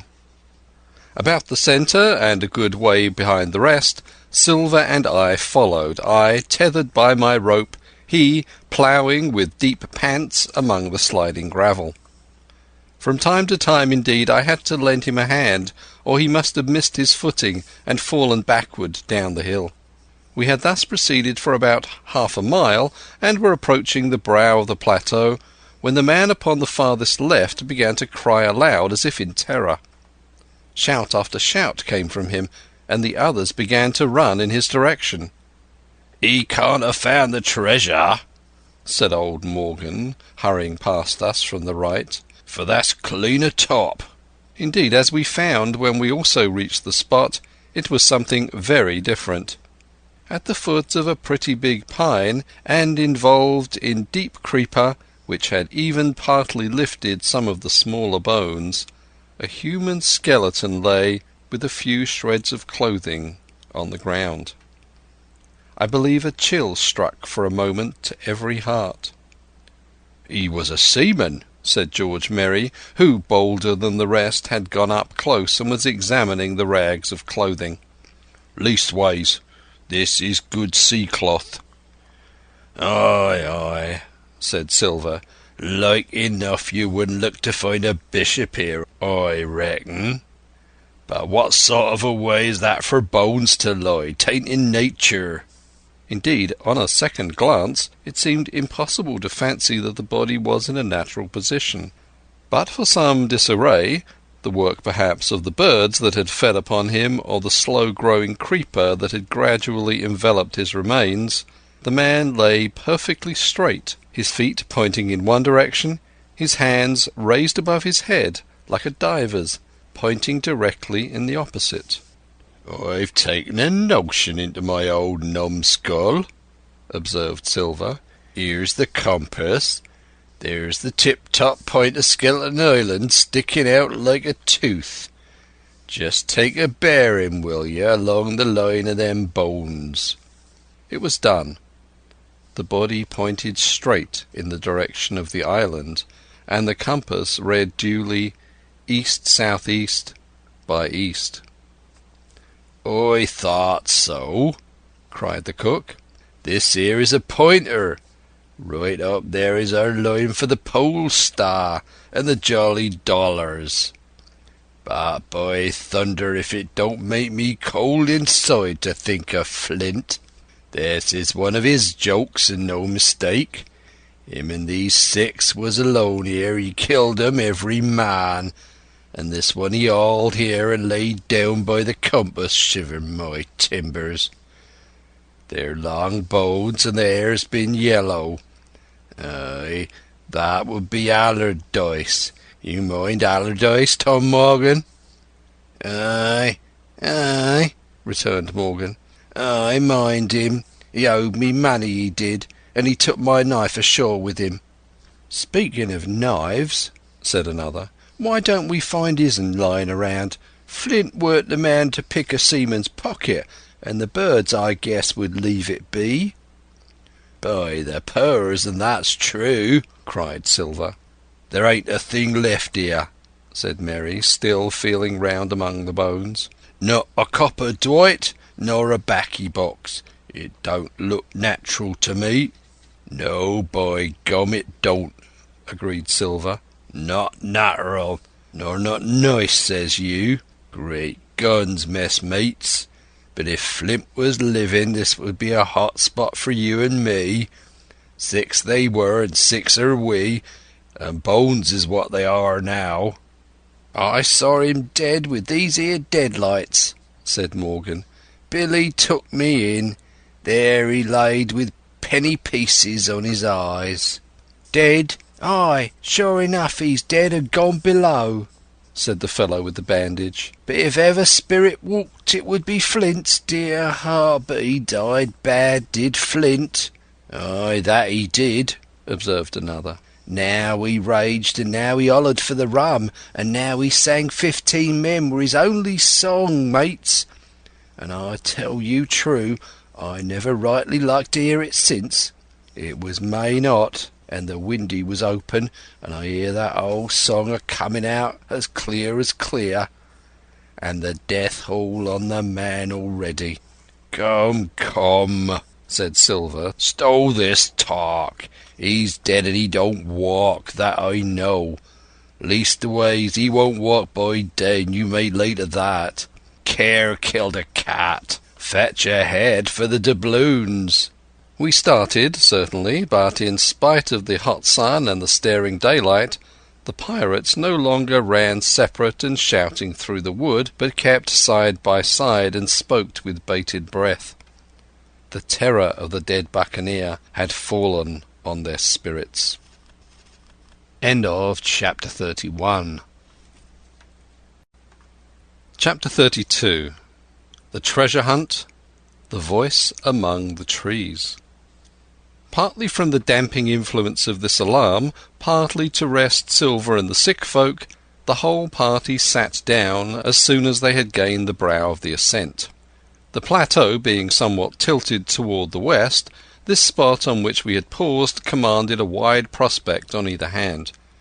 Before us, over the tree-tops, we held the cape of the woods, fringed with surf.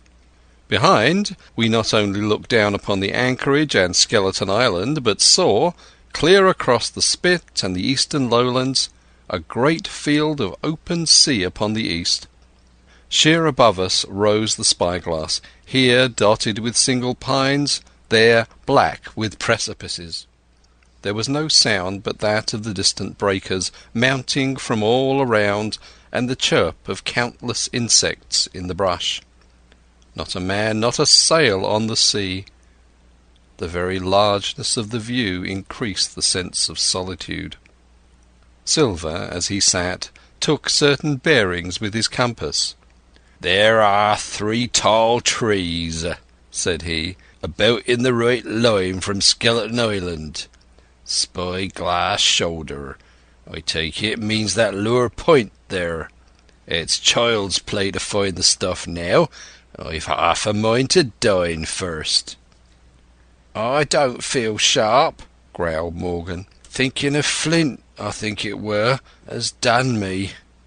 "Well, my son, you praise your stars he's dead," said Silver. "He was a ugly devil," cried a third pirate with a shudder. "That blue in the face, too." "That was how the rum took him," added Merry. "Blue? Well, I reckon he was blue, that's a true word." Ever since they had found the skeleton and got upon this train of thought, they had spoken lower and lower, and they had almost got to whispering by now, so that the sound of their talk hardly interrupted the silence of the wood. All of a sudden, out of the middle of the trees in front of us, a thin high, trembling voice struck up the well-known air and words. 50 men on the dead man's chest, yo-ho-ho, and a bottle of rum. I never have seen men more dreadfully affected than the pirates. The colour went from their 6 faces like enchantment. Some leapt to their feet, some clawed hold of others. Morgan grovelled on the ground. "It's Flint Pie!" cried Mary. The song had stopped as suddenly as it began, broken off, you would have said, in the middle of a note, as though someone had laid his hand upon the singer's mouth. Coming so far through the clear and sunny atmosphere among the green tree-tops, I thought it had sounded airily and sweetly, and the effect on my companions was the stranger. "Come," said Silver, struggling with his ashen lips to get the word out. "That won't do. Stand by to go about. This is a rum start, and I can't name the voice, but it's someone skylarking. Someone that's flesh and blood, and you may lay to that." His courage had come back as he spoke, and some of the colour to his face along with it. Already the others had begun to lend an ear to this encouragement, and were coming a little to themselves, when the same voice broke out again, not this time singing, but in a faint, distant hail that echoed yet fainter among the clefts of the spyglass. "Darby McGraw!" it wailed, for that is the word that best describes the sound. "Darby McGraw! Darby McGraw!" Again and again and again, and then rising a little higher, and with an oath that I leave out. "Fetch off the rum, Darby!"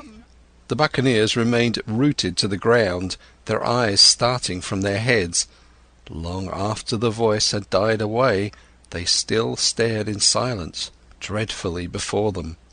"That fixes it," gasped one. "Let's go." "They was his last words," moaned Morgan. "His last words above board." Dick had his Bible out, and was praying volubly. He had been well brought up, had Dick, before he had come to sea, and fell among bad companions. Still, Silver was unconquered. I could hear his teeth rattle in his head, but he had not surrendered. "Nobody in this here island ever heard of Darby," he muttered. "Not one but us that's here." And then, making a great effort, "Shipmates," he cried, "I'm here to get that stuff, and I'll not be beat by man nor devil. I never was feared of Flint in his life, and by the powers I'll face him dead. There's £700,000 not a quarter of a mile from here.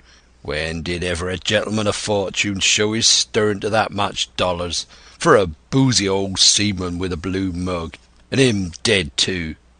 But there was no sign of reawakening courage in his followers, rather indeed of growing terror at the irreverence of his words. "Belay there, John," said Mary. "Don't you cross a spirit." And the rest were all too terrified to reply. They would have run away severally had they dared, but fear kept them together, and kept them close to John, as if his daring helped them. He, on his part, had pretty well fought his weakness down. "Spirit? Well, maybe," he said, "but there's one thing not clear to me. There was an echo. Now, no man ever seen a spirit with a shadow. Well then, what's he doing with an echo to him, I should like to know? That ain't in nature, surely." This argument seemed weak enough to me, but you can never tell what will affect the superstitious, and, to my worry, George Merry was greatly relieved. "Well, that's so," he said. "You've head upon your shoulders, John, and no mistake. 'Bout shipmates, this here crew is on a wrong tack, I do believe, and you come to think on it, it was like Flint's voice, I grant you, but not just so clear away like it after all. It was like somebody else's voice now. It was like By the powers, Ben Gunn!" roared Silver. "Aye, and so it were," cried Morgan, springing on his knees. "Ben Gunn it were. "It don't make much odds, do it now?" asked Dick. "Ben Gunn's not here in the body any more of Flint." But the older hands greeted this remark with scorn. "Why, nobody minds Ben Gunn," cried Merry. "Dead or alive, nobody minds him." It was extraordinary how their spirits had returned, and how the natural colour had revived in their faces. Soon they were chatting together, with intervals of listening, and not long after, hearing no further sound, they shouldered the tools and set forth again, Merry walking first with Silver's compass to keep them on the right line with Skeleton Island. He had said the truth. Dead or alive, nobody minded Ben Gunn.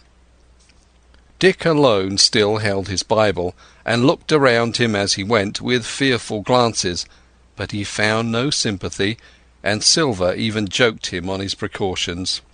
"I told you," said he, "I told you had spoiled your Bible. If it ain't no good to swear by, what do you suppose a spirit will give for it? Not that!" And he snapped his big fingers, halting a moment on his crutch. But Dick was not to be comforted. Indeed, it was soon plain to me that the lad was falling sick, hastened by heat, exhaustion, and the shock of his alarm. The fever predicted by Dr. Livesey was evidently growing swiftly higher. It was fine open walking here upon the summit. Our way lay a little downhill, for, as I have said, the plateau tilted toward the west. The pines, great and small, grew wide apart, and even between the clumps of nutmeg and azalea, wide open spaces baked in the hot sunshine. Striking as we did pretty near northwest across the island, we drew, on the one hand, even nearer under the shoulders of the spyglass, and, on the other, looked even wider over that western bay where I had once tossed and trembled in the coracle. The first of the tall trees was reached, and by the bearing proved the wrong one.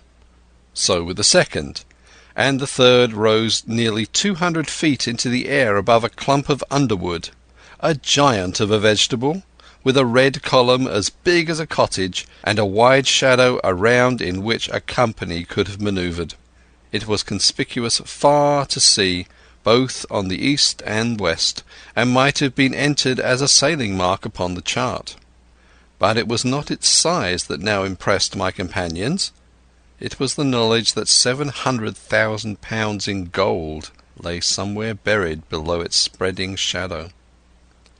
The thoughts of the money, as they drew nearer, swallowed up their previous terrors.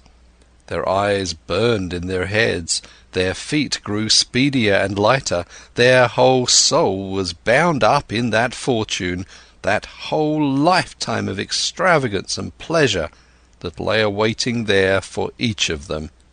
Silver hobbled grunting on his crutch. His nostrils stood out and quivered. He cursed like a madman when the flies settled on his hot and shiny countenance. He plucked furiously at the line that held me to him, and from time to time turned his eyes upon me with a deadly look. Certainly he took no pains to hide his thoughts, and certainly I read them like print. In the immediate nearness of the gold all else had been forgotten. His promise and the doctor's warning were both things of the past, and I could not doubt that he hoped to seize upon the treasure, find and board the Hispaniola under cover of night, cut every honest throat about that island, and sail away as he had first intended, laden with crimes and riches. Shaken as I was with these alarms, it was hard for me to keep up with the rapid race of the treasure hunters. Now and again I stumbled, and it was then that Silver plucked so roughly at the rope and launched at me his murderous glances. Dick, who had dropped behind us and now brought up the rear, was babbling to himself both prayers and curses as his fever kept rising. This also added to my wretchedness, and, to crown all, I was haunted by the thought of the tragedy that had once been acted on that plateau, when that ungodly buccaneer with the blue face, he who had died at Savannah singing and shouting for drink, had there with his own hand cut down his 6 accomplices. This grove that was now so peaceful must have rung with cries, I thought, and even with the thought I could believe I heard it ringing still. We were now at the margin of the thicket. "Huzzah, mates, all together!" shouted Merry, and the foremost broke into a run. And suddenly, not 10 yards farther, we beheld them stop. A low cry arose. Silver doubled his pace, digging away with the foot of his crutch like one possessed, and the next moment he and I had come also to a dead halt. Before us was a great excavation, not very recent, for the sides had fallen in and grass had sprouted on the bottom. In this were the shaft of a pick broken in two, and the boards of several packing cases strewn around. On one of these boards I saw branded with a hot iron the name Walrus, the name of Flint's ship. All was clear to probation. The cash had been found and rifled. The £700,000 were gone. End of Chapter 32. Chapter 33. The Fall of a Chieftain. There never was such an overturn in this world. All of these 6 men was as through as he had been struck, but with Silver the blow passed almost instantly.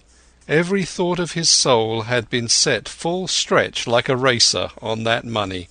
Well, he was brought up in a single second dead, and he kept his head, found his temper, and changed his plan before the others had had time to realize the disappointment. "Jim," he whispered, "take that and stand by for trouble." And he passed me a double-barrelled pistol. At the same time he began quietly moving northward, and in a few steps had put the hollow between us 2 and the other 5. Then he looked at me and nodded, as much as to say, "Here is a narrow corner," as indeed I thought it was. His looks were now quite friendly, and I was so revolted at these constant changes that I could not forbear whispering, "So you've changed sides again." There was no time left for him to answer in. The buccaneers, with oaths and cries, began to leap one after another into the pit, and to dig with their fingers, throwing the boards aside as they did so. Morgan found a piece of gold. He held it up with a perfect spout of oaths. It was a 2-guinea piece, and it went from hand to hand among them for a quarter of a minute. 2 guineas? roared Merry, shaking it at Silver. "That's your £700,000, is it? You're the man for bargains, ain't you? You're him that never bungled nothing, you wooden-headed lubber." "Dig away, boys," said Silver with the coolest insolence. "You'll find some pig nuts, I shouldn't wonder." "Pig nuts!" repeated Merry in a scream. "Mates, do you hear that?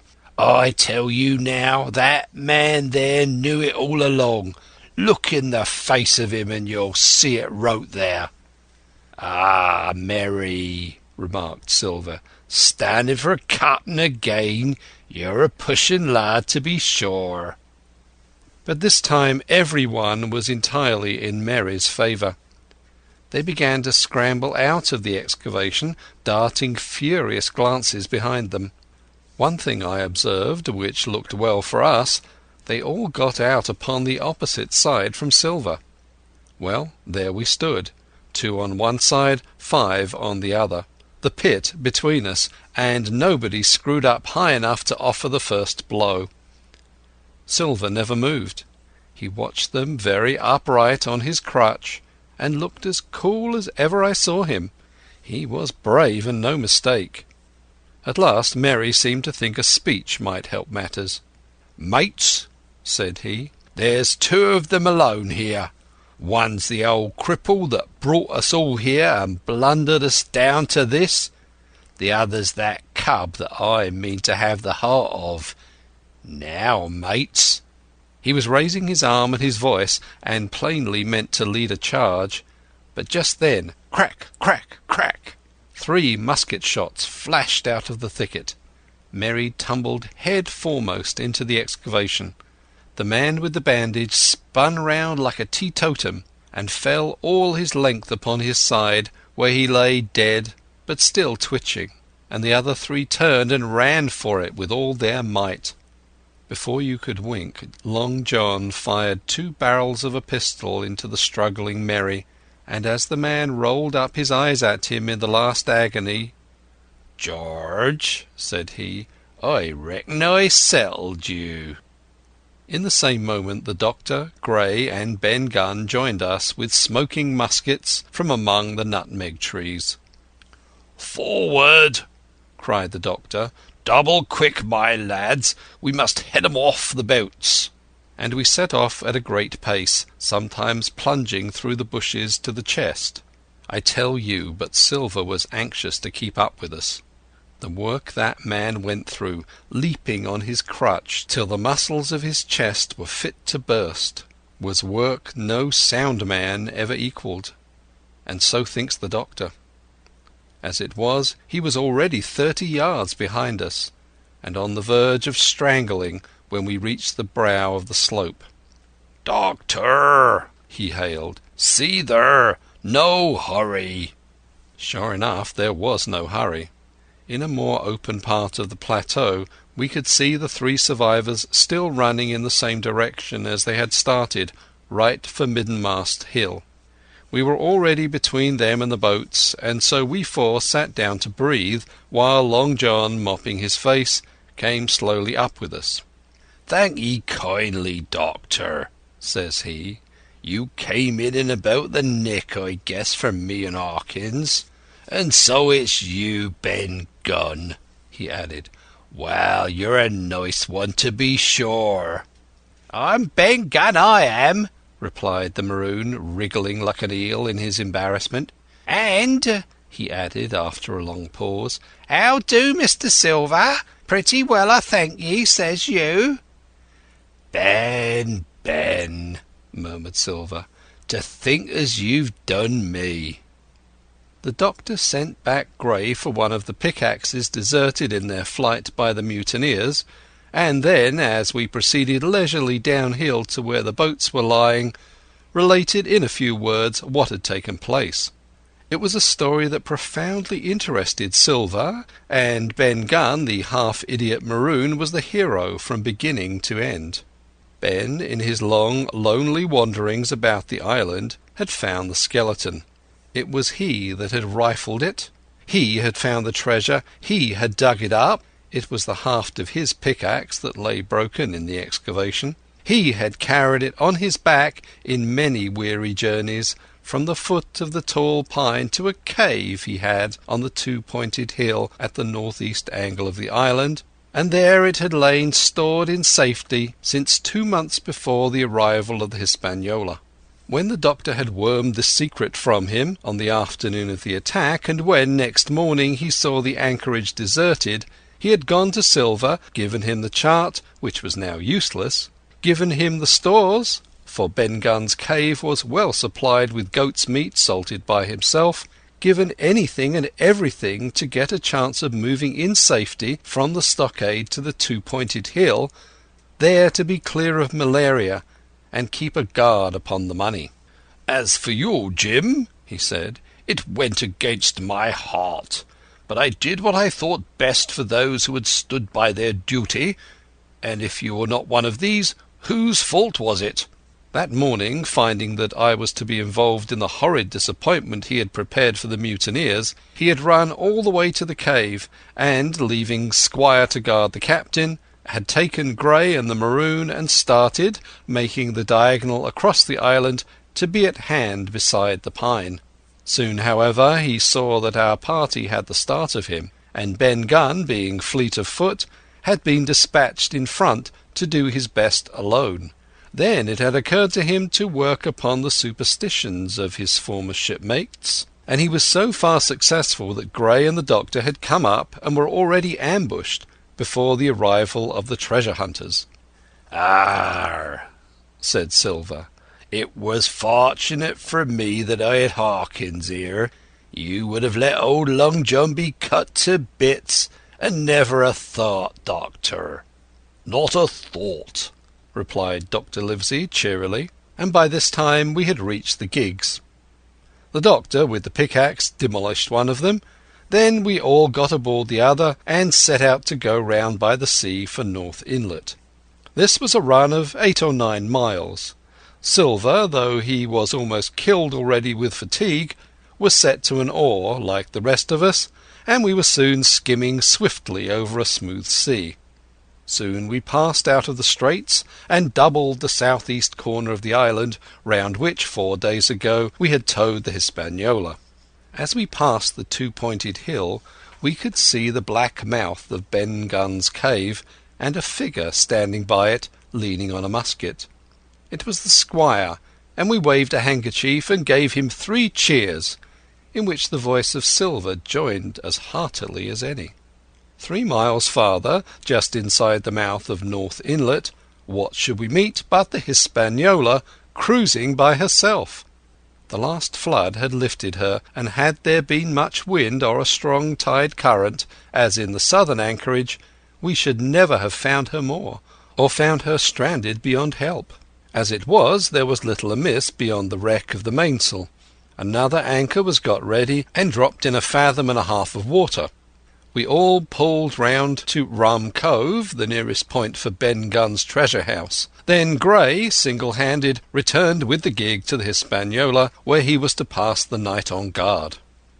A gentle slope ran up from the beach to the entrance of the cave.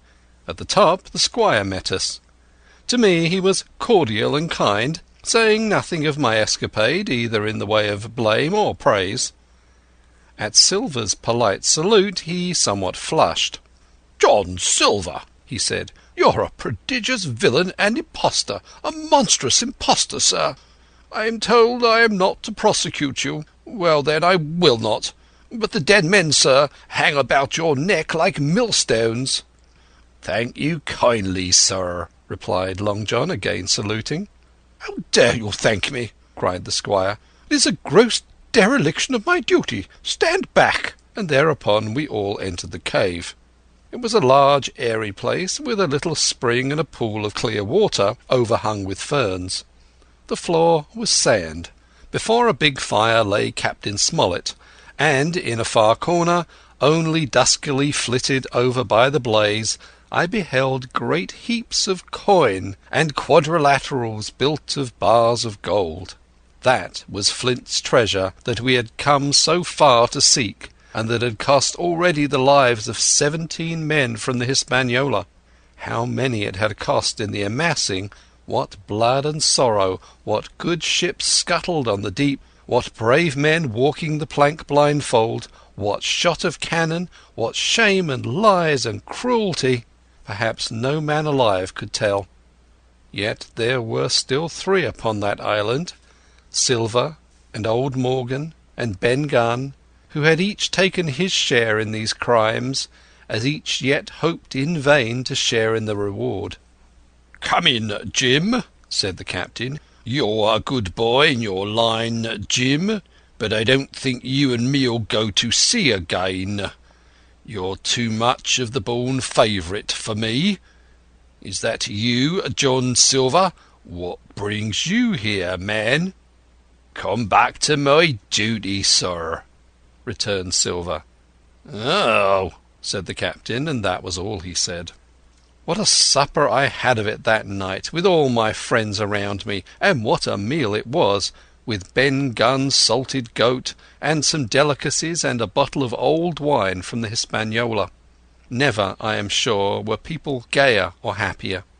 And there was Silver, sitting back almost out of the firelight, but eating heartily, prompt to spring forward when anything was wanted, even joining quietly in our laughter, the same bland, obsequious seaman of the voyage out. End of Chapter 33. Chapter 34. And last. The next morning we fell early to work, for the transportation of this great mass of gold near a mile by land to the beach, and thence 3 miles by boat to the Hispaniola, was a considerable task for so small a number of workmen. The 3 fellows still abroad upon the island did not greatly trouble us. A single sentry on the shoulder of the hill was sufficient to ensure us against any sudden onslaught, and we thought, besides, they had had more than enough of fighting. Therefore the work was pushed on briskly. Gray and Ben Gunn came and went with the boat, while the rest, during their absences, piled treasure on the beach. 2 of the bars, slung in a rope's end, made a good load for a grown man, one that he was glad to walk slowly with. For my part, I was not so much use at carrying. I was kept busy all day in the cave, packing the minted money into bread bags. It was a strange collection, like Billy Bones' hoard for the diversity of coinage, but so much larger and so much more varied that I think I never had more pleasure than in sorting them. English, French, Spanish, Portuguese, Georges and Louises, doubloons and double guineas and mois d'ors and sequins and pictures of all the kings of Europe for the last 100 years, strange oriental pieces stamped with what looked like wisps of string or bits of spider's web, round pieces and square pieces, and pieces bored through the middle as if to wear them round your neck. Nearly every variety of money in the world must, I think, have found a place in that collection, and for number I am sure they were like autumn leaves, so that my back ached with stooping, and my fingers with sorting them out. Day after day this work went on. By every evening a fortune had been stowed aboard, but there was another fortune waiting for the morrow, and all this time we heard nothing of the 3 surviving mutineers. At last, I think it was on the 3rd night, the doctor and I were strolling on the shoulder of the hill where it overlooks the lowlands of the isle, when, from out of the thick darkness below, the wind brought us a noise between shrieking and singing. It was only a snatch that reached our ears, followed by the former silence. "Heaven forgive them," said the doctor. "'Tis the mutineers." "All drunk, sir," struck in the voice of Silver from behind us. Silver, I should say, was allowed his entire liberty, and in spite of daily rebuffs seemed to regard himself once more as quite a privileged and friendly dependent. Indeed, it was remarkable how well he bore these slights, and with what unwearying politeness he kept at trying to ingratiate himself with all. Yet I think none treated him better than a dog, unless it was Ben Gunn, who was still terribly afraid of his old quartermaster, or myself, who had really something to thank him for, although for that matter I suppose I had reason to think even worse of him than anybody else, for I had seen him meditating a fresh treachery upon the plateau. Accordingly it was pretty gruffly that the doctor answered him. "Drunk or raving?" said he. "Right you were, sir," replied Silver, "and precious little odds which to you and me." "I suppose you would hardly ask me to call you a humane man," returned the doctor with a sneer, "and so my feelings may surprise you, Master Silver. But if I was sure they were raving, as I am morally certain one at least of them is down with fever, I should leave this cam band at whatever risk to my own carcass, take them the assistance of my skill." "Ask your pardon, sir, you would be very wrong," quoth Silver. "You would lose your precious life, and you may lay to that. I'm on your side now, hand and glove, and I shouldn't wish for to see the party weakened, let alone yourself, seeing as I know what I owes you. But these men down there, they couldn't keep their word, no, not supposing they wished to, and what's more, they couldn't believe as you could." "No," said the doctor. "You're the man to keep your word, we know that." Well, that was about the last news we had of the 3 pirates. Only once we heard a gunshot a great way off, and supposed them to be hunting. A council was held, and it was decided that we must desert them on the island, to the huge glee, I must say, of Ben Gunn, and with the strong approval of Gray. We left a good stock of powder and shot, the bulk of the salt goat, a few medicines and some other necessities, tools, clothing, a spare sail, a fathom or 2 of rope, and, by the particular desire of the doctor, a handsome present of tobacco. That was about our last doing on the island.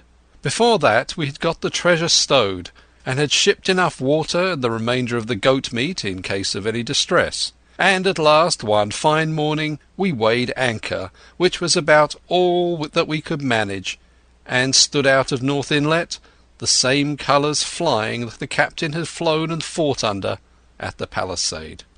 The three fellows must have been watching us closer than we thought, as we soon had proved, for, coming through the Narrows, we had to lie very near the southern point, and there we saw all three of them kneeling together on a spit of sand, with their arms raised in supplication.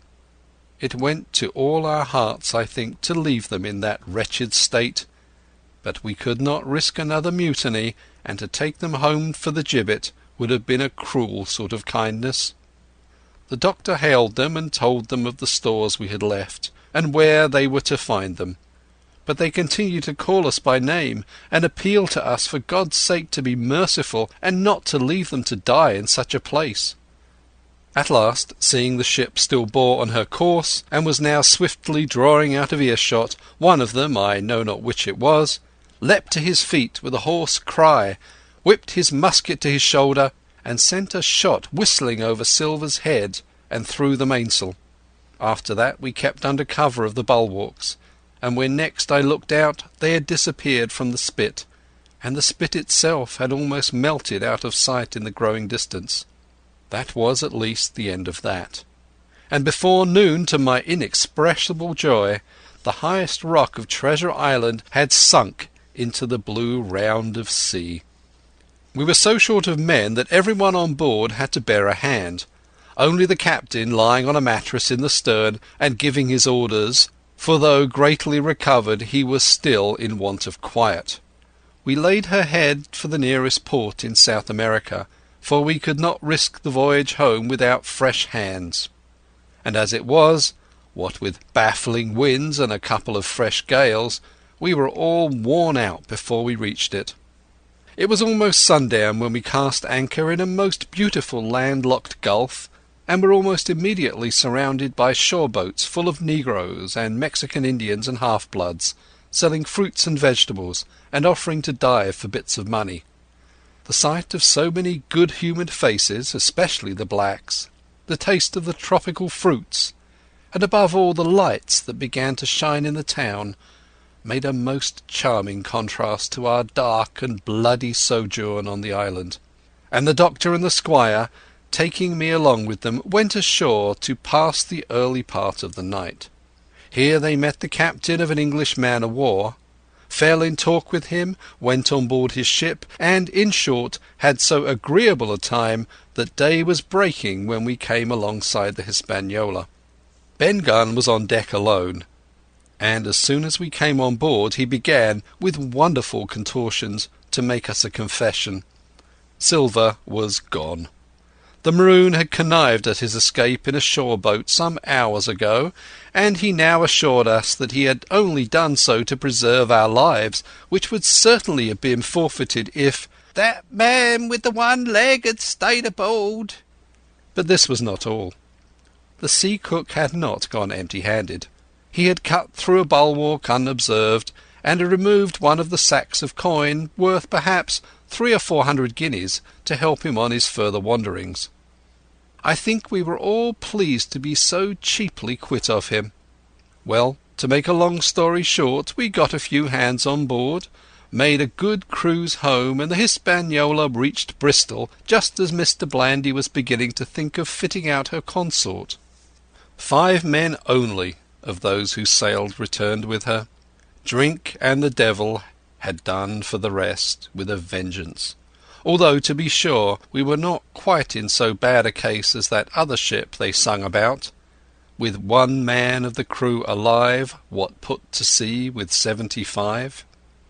All of us had an ample share of the treasure, and used it wisely or foolishly according to our natures. Captain Smollett is now retired from the sea.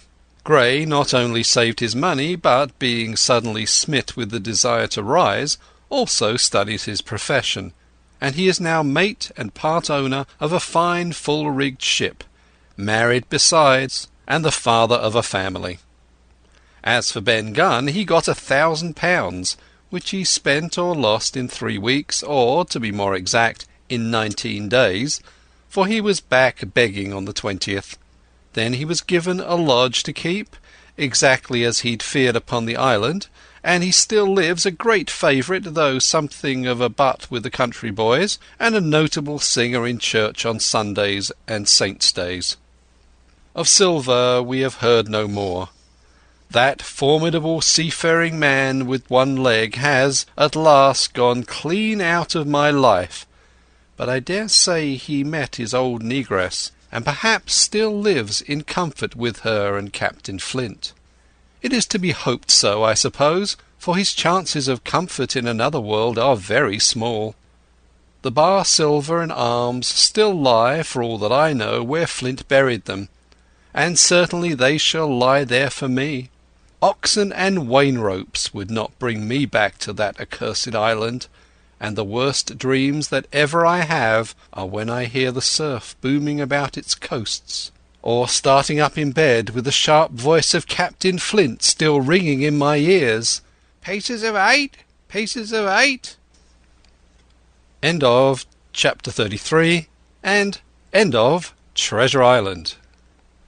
50 men on the dead man's chest. Yo-ho-ho, and a bottle of rum. Yo-ho-ho, and a bottle of rum.